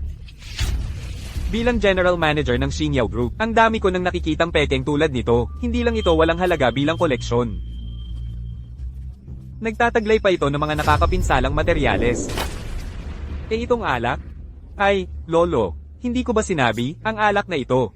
Kung tunay ito. Nabili na ito ng presidente ng Go Corporation. Bukod pa riyan, ang tunay na isa ay nagkakahalaga ng $300 milyong. Ay, kung pekeng alak ito, maaari itong makamete. Zuking, kaya ito ang lalaking dinala mo sa bahay. Hindi lang ito walang kwenta. Sinusubukan pa nitong patayin ang matandang ito. Lolo, hindi ganoon. May hindi pagkakaunawaan lang. Guyi. Hindi ka niya sasaktan. Guyi. Magsalita ka na kay Lolo. Suking, hindi na kailangang magpaliwanag sa kanila. Tunay lahat ang mga dala ko. Hindi lang sila marunong tumingin. Ikaw ang hindi marunong tumingin. Ikaw, isang delivery boy lang. Kung hindi ka sumabit kay Zuking, karapat dapat ka bang makita kami? Shen Chao. Huwag kang magmalabis. Paano mo masasabi yan kay Guyi? Pasensya ka na. Gusto ko lang sanang idol ka sa hapunan ng pamilya. Hindi ko alam na magkakaganito ang mga bagay. Suking, hindi mo kailangang humingi ng tawad. Tungkol naman sa akin, hindi ako bababa sa antas ng isang tulad niya.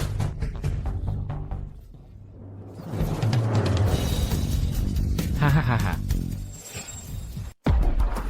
Paano kaya napakabango ng alak na ito? Ang bango talaga, HMM.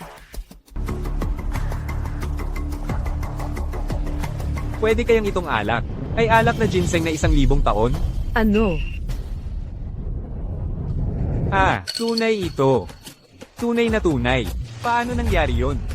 Lolo, hindi ka naman nagkakamali, di ba? Tama, paano kayang may makakabili nito? Napakamahal na alak. Imposible. Talagang walang pagkakamali. Sa mundong ito, may 2 bote ng alak na ginseng na 1,000 taon. Ang isang bote ay kinainom ng pinakamayamang tao sa bansa. Noon, ang aming pamilyang Song ay hindi pa humihina noon. Swerte ako noon na nakasama ko ang aking ama sa isang handaan. Kahit na ilang lang na amoy ang naamoy ko. Ang bango na yun. Hindi ko yon malilimutan. Ito ay higit pa sa 300 milyong dolyar. Walang katumbas ang halaga nito. Tunay ang alak na ito. Kung gayon, ang kalisigrapiyan at pinturang ito. Ay tunay din, syempre. Paano nangyari yon? Paano ito nangyari? Para makabili ng ganoong kamahal na alak. Ito. Ganito ko lang mapatutunayan. Ang tiwala mo, di ba? MMHMM. Ah, gets ko na. Ang bagay na to. Ninakaw siguro yan ni Guyi. Hay naku, hanggang dito na. At gusto mo pa rin akong pagbintangan. Naalala ko lang, noong nakaraang araw. Ang alak at sining na ito, nasa opisina pa ni Mr. Go. Nakita ko sa album ng tatay ko sa phone. Ayaw niyong maniwala, pwede kong ipakita ang album. Totoo nga, ang alak at sining sa litrato ay eksaktong kapareho ng 2 nasirang to. Lolo, nakikita nyo, ang alak at sining na ito ay mga kayamanan ni Mr. Go. Ngayon, nandito sila, kaya isa lang ang katotohanan. Ninakaw niya ang mga bagay na ito. Kay Guyan. Ang numero 1 grupo sa kabisera. Ang numero 1 pamilya sa kabisera. Ikaw, ang kapal ng mukha mong magnakaw sa Gus, at dalhin pa dito sa pamilyang Song. Hindi ba't isasama mo lang ang pamilyang Song sa kapahamakan mo? May isa pang posibilidad, ang mga bagay na ito. Sa akin talaga nagmula ang mga bagay na ito. Ako si Gui. Ha, nakakatawa ka talaga. Akala mo dahil go ang apelyido mo, CEO ka na ng Gus. Lolo, paalisin na natin agad ang magnanakaw na to sa pamilyang Song para kapag nagalit si Mr. Go, hindi tayo mapagbintangan. Sigurado ka ba talaga? Huwag kang mag-alala, ayos lang. Ang bilis niyong magpaalis sa akin dahil malapit ko nang mabuking. Paano mo nasabi na peke ang ipinadala ko? Dahil tunay ang ipinadala namin. At lahat ay galing sa Dinastyang Tang. Ang papel ng Dinastyang Tang, kilala sa tibay at kapal nito. Ang kaligrapya at mga painting mo ay gumagamit ng manipis na papel. Walang natural na katangian ng pagpapatuyo sa hangin at pakiramdam ng kasaysayan ng Dinastyang Tang. Kahit na ang mamahaling imitasyon na papel na ito ay hindi kayang gayahin ang natural nitong katangian. Kaya nga, ang kaligrapya at mga painting mo ay peke. Tungkol naman sa alak na ito, masangsang at mapakla, walang amoy, peking alak. Totoo nga naman. Hindi ko inaasahan na may alam ka pa lang mga paraan ng pag-appraise. Nakakatuwa naman po, Lolo. Baguhan lang po ako. Mas marami lang akong na-expose dito, kaya nakakapagyabang lang sa harap ninyo. Leo, totoo ba ang sinabi niya? Huwag nating ipaalam sa kanila, 70 dolyar lang ang ginastos ko sa dalawang ito. Magsalita ka. Paano ko malalaman? Malaking pera ang binayad ko para dito. Kung may problema man, problema talaga yan ang nagbenta. Hindi sa akin. Sa susunod na bumili ka, dapat mong suriin ng mabuti. Malaking pera rin yan. Bakit ka nakikisali? Wala yan. Si Leo ang nagdala sa Song Corporation ng 400 milyong dolyar na pamumuhunan. Hindi masukat ang tubo. Sige, ang bagay na ito, hindi rin naman sinasadya ni Leo. Kalimutan na lang natin ito. Lolo, yuan, tungkol sa pamumuhunan, sa tingin ko kailangan pa rin tayong maging maingat. Hindi natin pwedeng basta-basta. Tumahimik ka, wala kang kwentang tanga.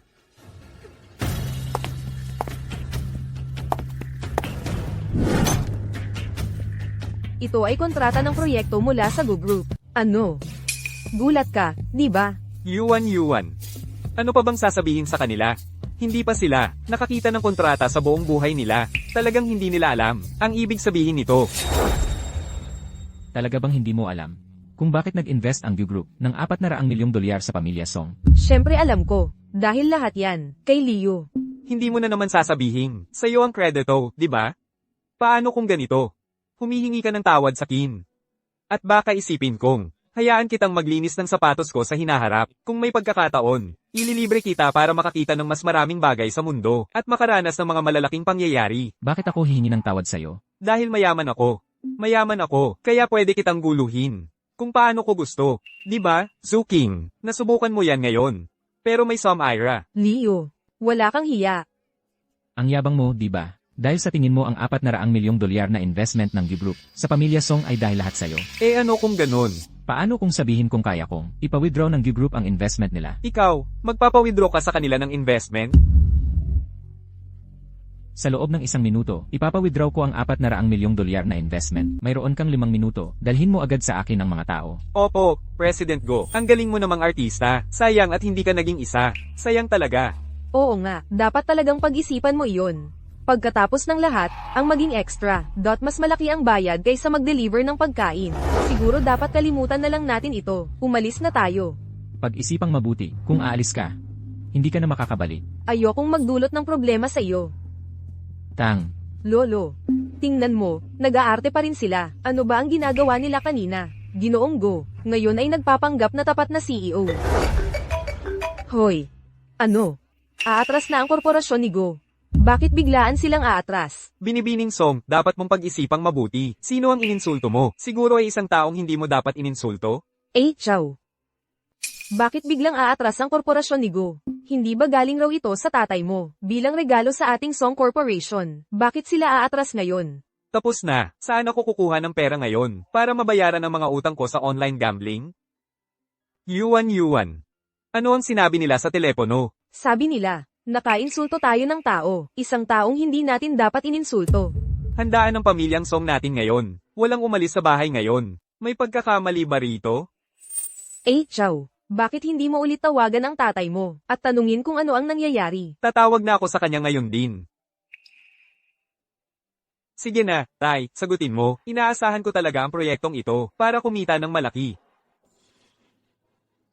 Hindi siya sumasagot. Kanina lang, tumawag ka. Lolo, hindi kita tinatarget, at hindi rin ang pamilya Song. Bilang manugang ng pamilya Song, ang anumang dapat kong gawin para sa pamilya Song, ako, si Gui, ay hindi magiging malabo tungkol dito. Pero humihingi ako ng paumanhin. Ang pamumuhunan ngayong araw na ito, kailangan kong pansamantalang bawiin. Nababaliw ka ba? Bakit ka pa nagpapanggap sa panahong ganito? Pwede bang tumigil ka sa pag-aarte? Itim ang screen mo, kanino ka ba talaga tumatawag? Lolo, maaari mo bang kontrolin ang delivery guy ng pamilya mo? Nanggugulo siya sa panahong ganito. Lahat yan ay aksidente lang. Lolo, naalala ko na, lahat yan ay dahil sa kanila. Yuan. Hindi ko maintindihan. Lolo, nasaktan nila ang anak ng kapitan ng barangay Bighorn, si Chen Dazi. Oo nga pala, nakita ko rin yun. Chen Dazi, pero ang bunso kong pinsan. Sa maliit na lugar tulad ng barangay Bighorn, ang Ghost Corporation at ang tatay ko ay parehong nag-invest ng 50 milyon para sa kanya. Makikita mo kung gaano pinahahalagahan ng tatay ko at ng Ghost, ang pamilya ng tiyo ko. Daji, anong ginagawa mo rito? Siyempre, narito ako para humingi ng katarungan.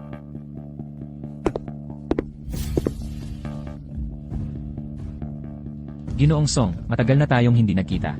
Kumusta po ang inyong kalusugan? Malakas pa rin po ba? Salamat sa pag-aalala, pamangkin. Ang aking matandang buto ay maayos pa naman. Daji, tama ang sinabi mo kanina. Ano ang ibig mong sabihin? Malaking halaga ang ininvest ng Gushai Group sa Willow Creek dahil siguro maganda ang relasyon nila sa tatay ko. Kaya aminado ako, walang problema dyan, di ba?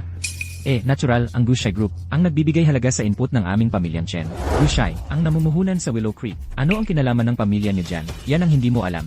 Ang tatay ko ang pinuno ng pamilyang Chen sa Willow Creek. Ngayong dumating na ang pera. Sa tingin mo kanino ito mapupunta? Halatang halata naman, di ba? Daji, nakilala mo na siguro, ang chairman ng Gucci Group, di ba? Siyempre. Sabihin mo nga, ano ang itsura niya? Mukha siyang katulad ko, maganda rin ang itsura. Anong pinagtatawanan mo? Daji, alam mo ba, tungkol sa pag-withdraw ng Gucci ng investment sa pamilyang Song. Siyempre. Talagang nag-withdraw ang Gucci ng investment sa pamilyang Song dahil sa'yo. Siyempre naman. Daji, maaari mo bang pakiusapan ng Gucci na magbigay ng magandang salita para sa amin? Ang investment ay talagang mahalaga sa aming Songcorp. Huwag ka nang umasa. May nanakit sakin mula sa pamilya nyo, at investment pa ang gusto nyo. Panaginip lang yan. Daji, sinaktan ka ba niya? Si Chen Daji ang unang nambuli. Salamat, Suking. Nagulat talaga ako sa'yo. Ginoong Song, tungkol sa nangyari ngayon, kung wala kayong paliwanag, hindi lang ito, magiging simpleng pag-withdraw ng puhunan. Lolo, ang bagay na ito ay madali lang talagang ayusin. O, Makakapagbigay ito ng kasiyahan kay Daji, at mababawi ang mga nawala sa pamilya nating Song. anong paraan? Lolo, naaalala mo ba na ang pamilya nating Song ay may kasunduan noong bata pa sa pamilya Chen? Oo, may ganoon nga. Pero napagkasundoan noon na ikaw at si Daji. Lolo, si Daji ay hindi naman ako nagustuhan mula pagkabata. Lagi niyang gusto ang ating si Zuching. Bukod pa riyan, ako at si Chen Xiao ay nasa genealogy na ng pamilya Chen. Yuan. Pinsan mo siya sa dugo. Paano mo siya maihahagi sa apoy ng ganyan? At saka, nakakuha na ako ng marriage certificate kasama siya. Protektado na kami ng batas ngayon. Sa huli, papasok din siya sa genealogy ng pamilya nating Yu. Ayos lang, gusto ko ang mga babaeng may karanasan. Mas may lasa. Daji, pagkatapos mong pakasalan si Zuching, hahanapin natin ang ating mga ama para muling mag-invest sa pamilya Song. Ano sa tingin mo? Zuching, huwag mong kalimutan ang sinabi sa'yo ni Lolo noong bata ka pa, ikaw. Ang interes ng pamilya ang nauna. Mas malaki ang interes ng pamilya kaysa sa pansariling interes. Lolo, tinatapon mo na ba ako, gaya ng pagtapon mo sa nanay ko? Malinaw na nakikita ninyong lahat, protektado kami ng batas. Marriage certificate lang yan. Ako, si Chen Dazai. Ang kinikilala ko lang ay ang kasal sa tradisyon. Zuching, paano naman si Daji, na hindi mas magaling sa deliveryman mong asawa, sa lahat ng bagay? Ang pamilya so ngayon ay, nagbebenta na ng anak, tama ba? Ano? Sumasang-ayon ang pamilya Song. Sumasang-ayon si Daji. Ikaw, isang dayuhan, ang hindi sumasang-ayon.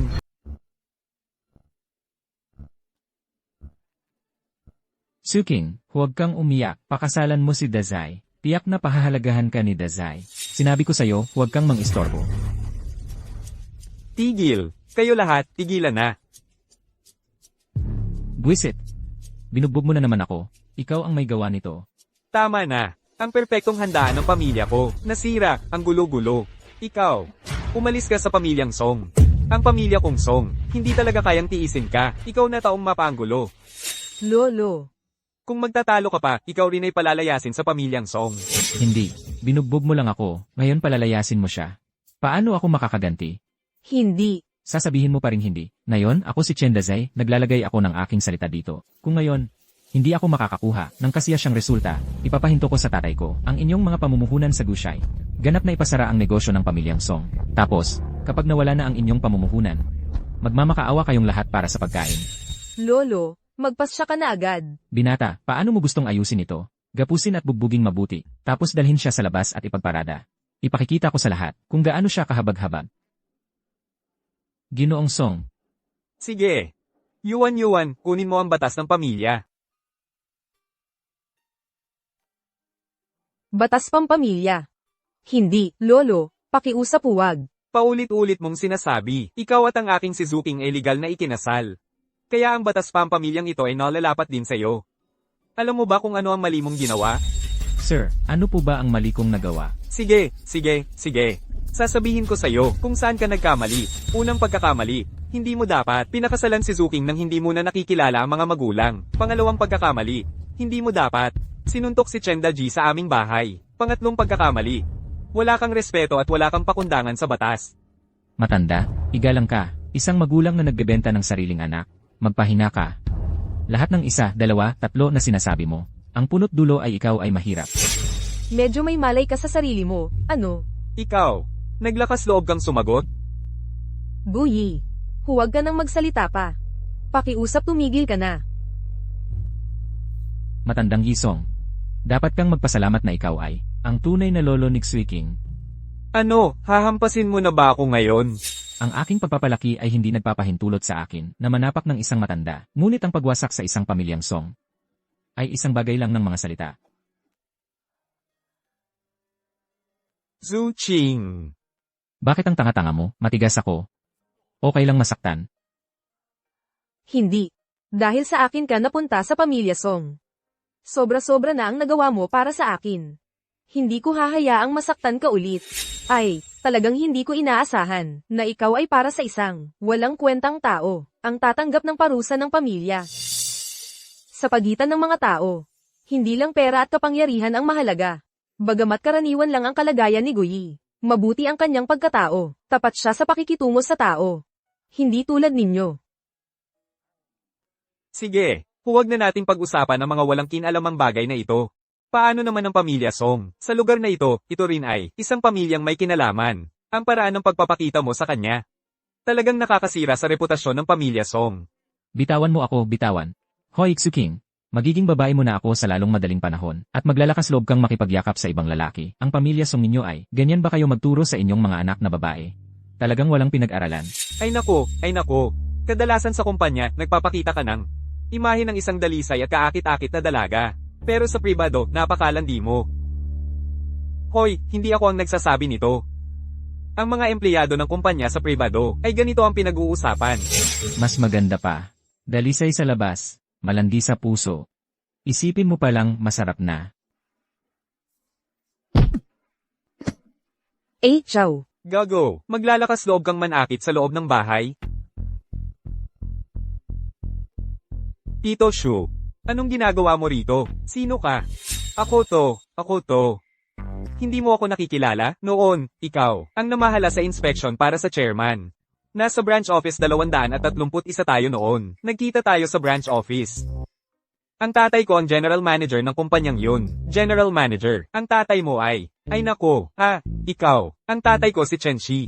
Hindi ba't ikaw yung pinadala ng tatay ko para sumaklolo sa akin? Ito ang head steward ng pamilya Go. At special assistant din ng chairman. Kaya, ano sa tingin mo, walang kwenta? Natatakot ka na ba? Sino ba ang walang kwenta na sinasabi mo? Siyempre, siya.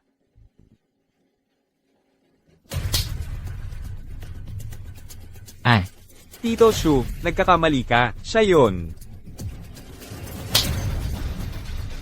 Tito Xu, kaya hindi pala si Chen Chao ang hinahanap mo. Ang tatay ko ba ang nagpadala sa'yo? At sino ang tatay mo? Ang tatay ko ang barangay captain ng Dajiao Village. Magkapatid ang turing ni Chairman Gu at ng tatay ko. At binigyan ng aming Dajiao Village ng 50 milyon na puhunan. Oh, Tito Xu, tulungan mo akong maghiganti. Itong batang to, ang nanakit sa akin. Bakit ako rin ang sinuntok mo? dalawang walang kwenta. Binata, Chen. Tapos na. Paano nangyari ito? Ito na, wala na tayo. Imposible ito. Imposible. Nagbabula lang talaga siya. Impossible. Guyi, ikaw ba talaga ang binata ng pamilya Gu? Su King. Sabi ko sa'yo, hindi kita niloloko. Pero kahit sino ka pa man, hindi magbabago ang nararamdaman ko para sa'yo.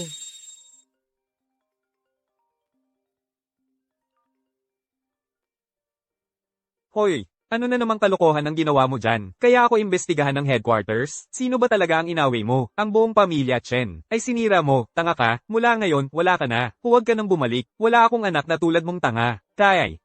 Itatakwil mo ba ako? Puputulan ang ugnayan nating mag-ama? Hoy, hindi mo pwedeng gawin to. Kung wala ako, sino ang mag-aalaga sa'yo pagtanda mo, Tay? Sino ba ang nagsabi sa'yo na ikaw lang ang anak ko, pero ikaw lang ang tanga? Bakit ka itinakwil ng tatay mo? Ano na ang mangyayari sa atin ngayon? Ano na ang mangyayari sa atin? Wala na ako. May anak sa labas ang tatay ko. Ay nako, wala na talaga. Oo nga pala, kung makakasundo ko si Guyi, at mapapabuti ang relasyon namin. Ako pa rin ang binata ng pamilya Chen. Guyi, binata Go, hindi. Bayaw, hihihi, bayaw. Ay, hindi. Wala akong kwenta. Kuya, maging mapagbigay ka naman. Ipagpaumanhin mo na ako. Mapagbigay ka talaga. Kasalanan mo itong lahat, sinira mo ako. Hindi ba't sinabi mong nakilala mo si Young Master Go? Nagpapaimbabaw ka lang, nagmamayabang ka lang, di ba? At ngayon, tingnan mo, nahuli ka na sa iyong pagpapanggap. Eksakto. Kuya, tingnan mo, dahil tayo ay magkakapamilya, kalimutan na lang natin ang nangyari kanina. Yenan, magkakapamilya. Sige na, mga kapatid, linisin natin ang ating mga utang. Magbabayad kayo sa nasirang mga kwadro at kaligrafya, at sa nabasag na alak. Sa halagang pinasa. Kayong dalawa, ay humingi ng tawad kay Xuking. Isa sa alang-alang kong kalimutan ang nangyari. Ate, hindi. Kuya, humihingi kami ng tawad kay Ate Xuching, pero tungkol sa bayad. Alak na ginseng na 1,000 taon, 100 milyong dolyar. Isang obra maestra ng isang pintor noong dinastiyang Tang. Dragon na lumilipad sa siyam na langit, nagkakahalaga ng 300 milyong dolyar. Young Master, dahil kayo ay magkakamag-anak, ay handang magbigay ng 20% na diskwento. Ang kabuuan ay 320 milyong dolyar. Maaari ko bang itanong, paano kayo magbabayad? Hoy, bitawan mo, bitawan. Pag-usapan natin. Sabihin mo sa akin, paano ako magbabayad? Lolo, magsalita ka naman. Ang alak at kaligrapiyang ito, hindi si Ginoong Song ang nakabasag nito. Ano pa ang masasabi ni Ginoong Song? Yuan. Xuking, hindi ba't kapatid mo siya? Kausapin mo siya ng maayos. Pakiusapan mo ang binata na payagan kaming umalis. Xuking. Pakiusap, magmakaawa ka sa bayaw mo para sa akin. Talagang alam kong nagkamali ako. Talaga bang alam mong nagkamali ka? Kung si Guyi. Kung hindi siya si Ginoong Guyi. May isip mo bang nagkamali ka?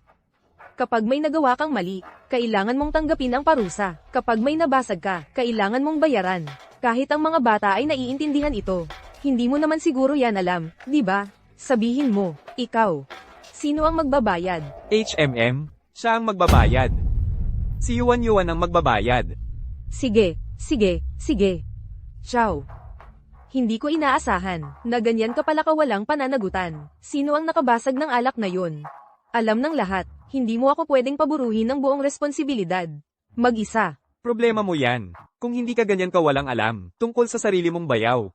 Bakit pa ako pupunta sa bahay mo, at masasaktan si Ginoong Guyi? Kung alam ko lang na ganyan ka katanga, hindi kita gusto kailanman. Mag-isip ka ng maayos, kung hindi dahil sa'yo.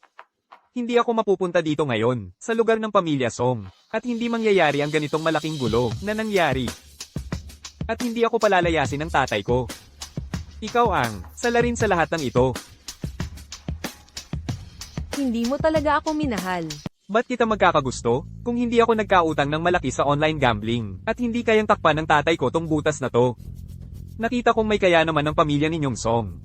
Ba't pa kita gugustuhin? Dumating lang ako para kumita mula sa pamilya ninyong Song. Hayop ka. Gago ka. Buntis pa nga ako sa'yo. Paano mo ko na ganito? Hoy, buntis ka sa'kin? Anong kinalaman ko dun? Pinilit ba kitang magbuntis? Pinilit ba kitang maghubad? Ikaw. Ikaw. Anong ibig mong sabihin sa ikaw? Nakakahiya ka talaga. Sa isang banda, sinasabi mong hinahamak mo si Xuking. Pero sa kabilang banda, ginagawa mo tong nakakahiyang bagay. Tapos sasabihin mo pang malandi siya noong bata pa? Ikaw ang pinakamalandi. Ang lakas ng loob mong sabihin to sa harap ng lahat. Nahihiya ako para sa'yo. Ikaw. Anong ikaw mo? Lolo. Ayos ka lang ba? Matanda na ang lolo mo. Walang hiya ka. Ako ang walang hiya. Yuan. Ikaw ang pinakawalang hiya. Hindi ka nga lalaki. Sige. Ngayon, kasalanan ko. Yuan. Nabulag ako. Nagkamali ako ng tao.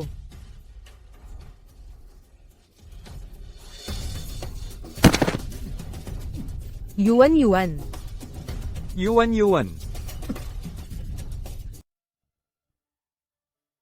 Gising ka na pala.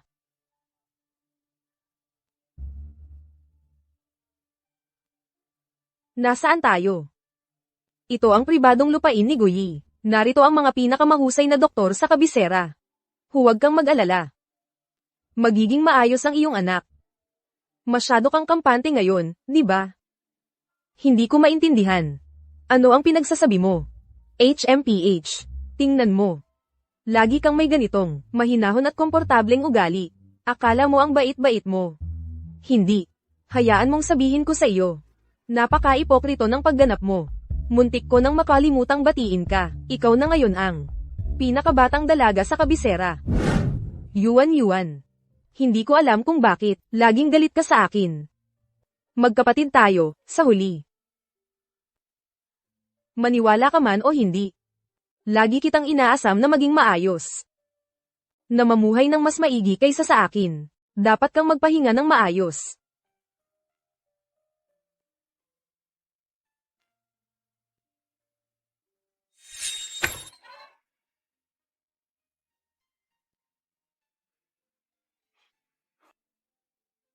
Suking.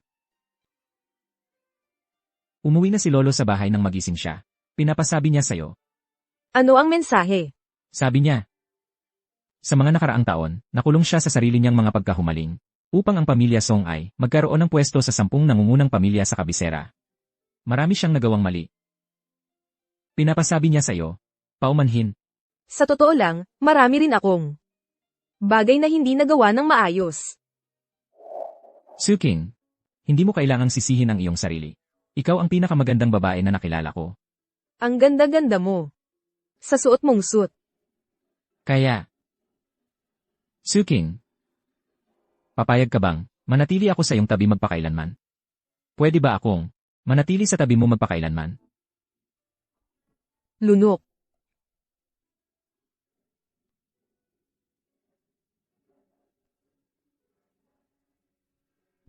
Alam mo ba kung gaano kasagana ang kasalan ni na Ethan at Suking ngayon? Naku naman, ang buong kabisera ay hindi alam yan, di ba? Halimbawa, yung 2,000 square meter na venue na Rose Garden at yung 10 karat na pink na brilyante. TSA, kulang pa ang alam mo. Narinig ko, direktang nag-invest si Ethan ng 10 bilyon. Para kay Suking, para magtayo ng bagong kumpanya. Binata, ang kasalan ninyo ng binibini ay halos handa na.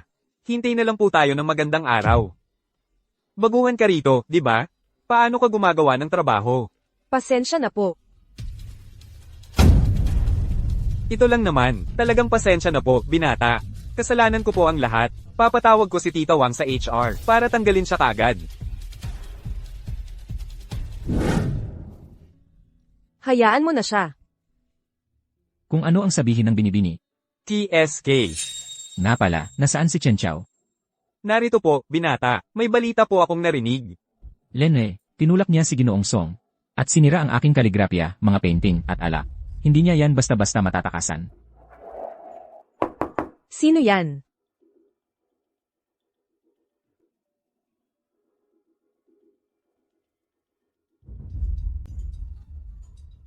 Yuan.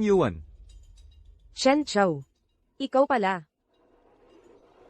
Yuan. Narinig ko nitong nakaraang taon na mag-isa kang nanganak at mag-isa ring nagpalaki ng bata. Napakahirap siguro noon. Anong pakialam mo?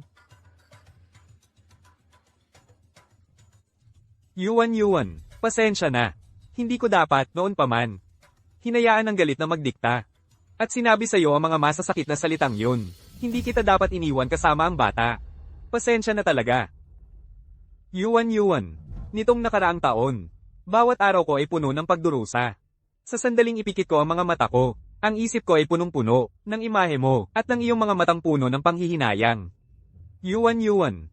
Maaari mo ba akong patawarin? Yuan. Alam ko talagang nagkamali ako. Patawarin mo ba ako? Yuan. Gusto kitang samahan sa pag-aalaga sa bata. Pwede ba? Sige.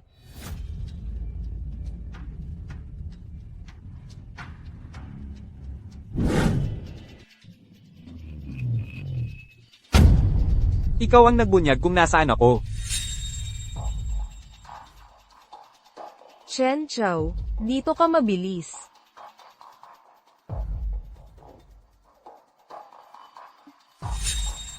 Shen Chao, kung talagang alam mong nagkamali ka, magpakabait ka na lang sa loob at magbagong buhay. Nandito lang ako sa labas kasama ang bata, naghihintay na makalabas ka. Karapat-dapat ka talaga dyan.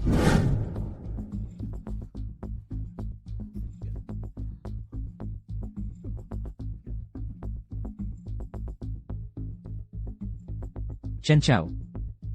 Nakatago ka na, hindi ka pa ba nagsasawa? Ikaw. Ako.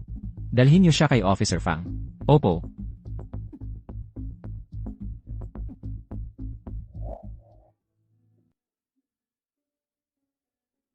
Salamat. Walang anuman. Isa rin akong miyembro ng pamilya Song.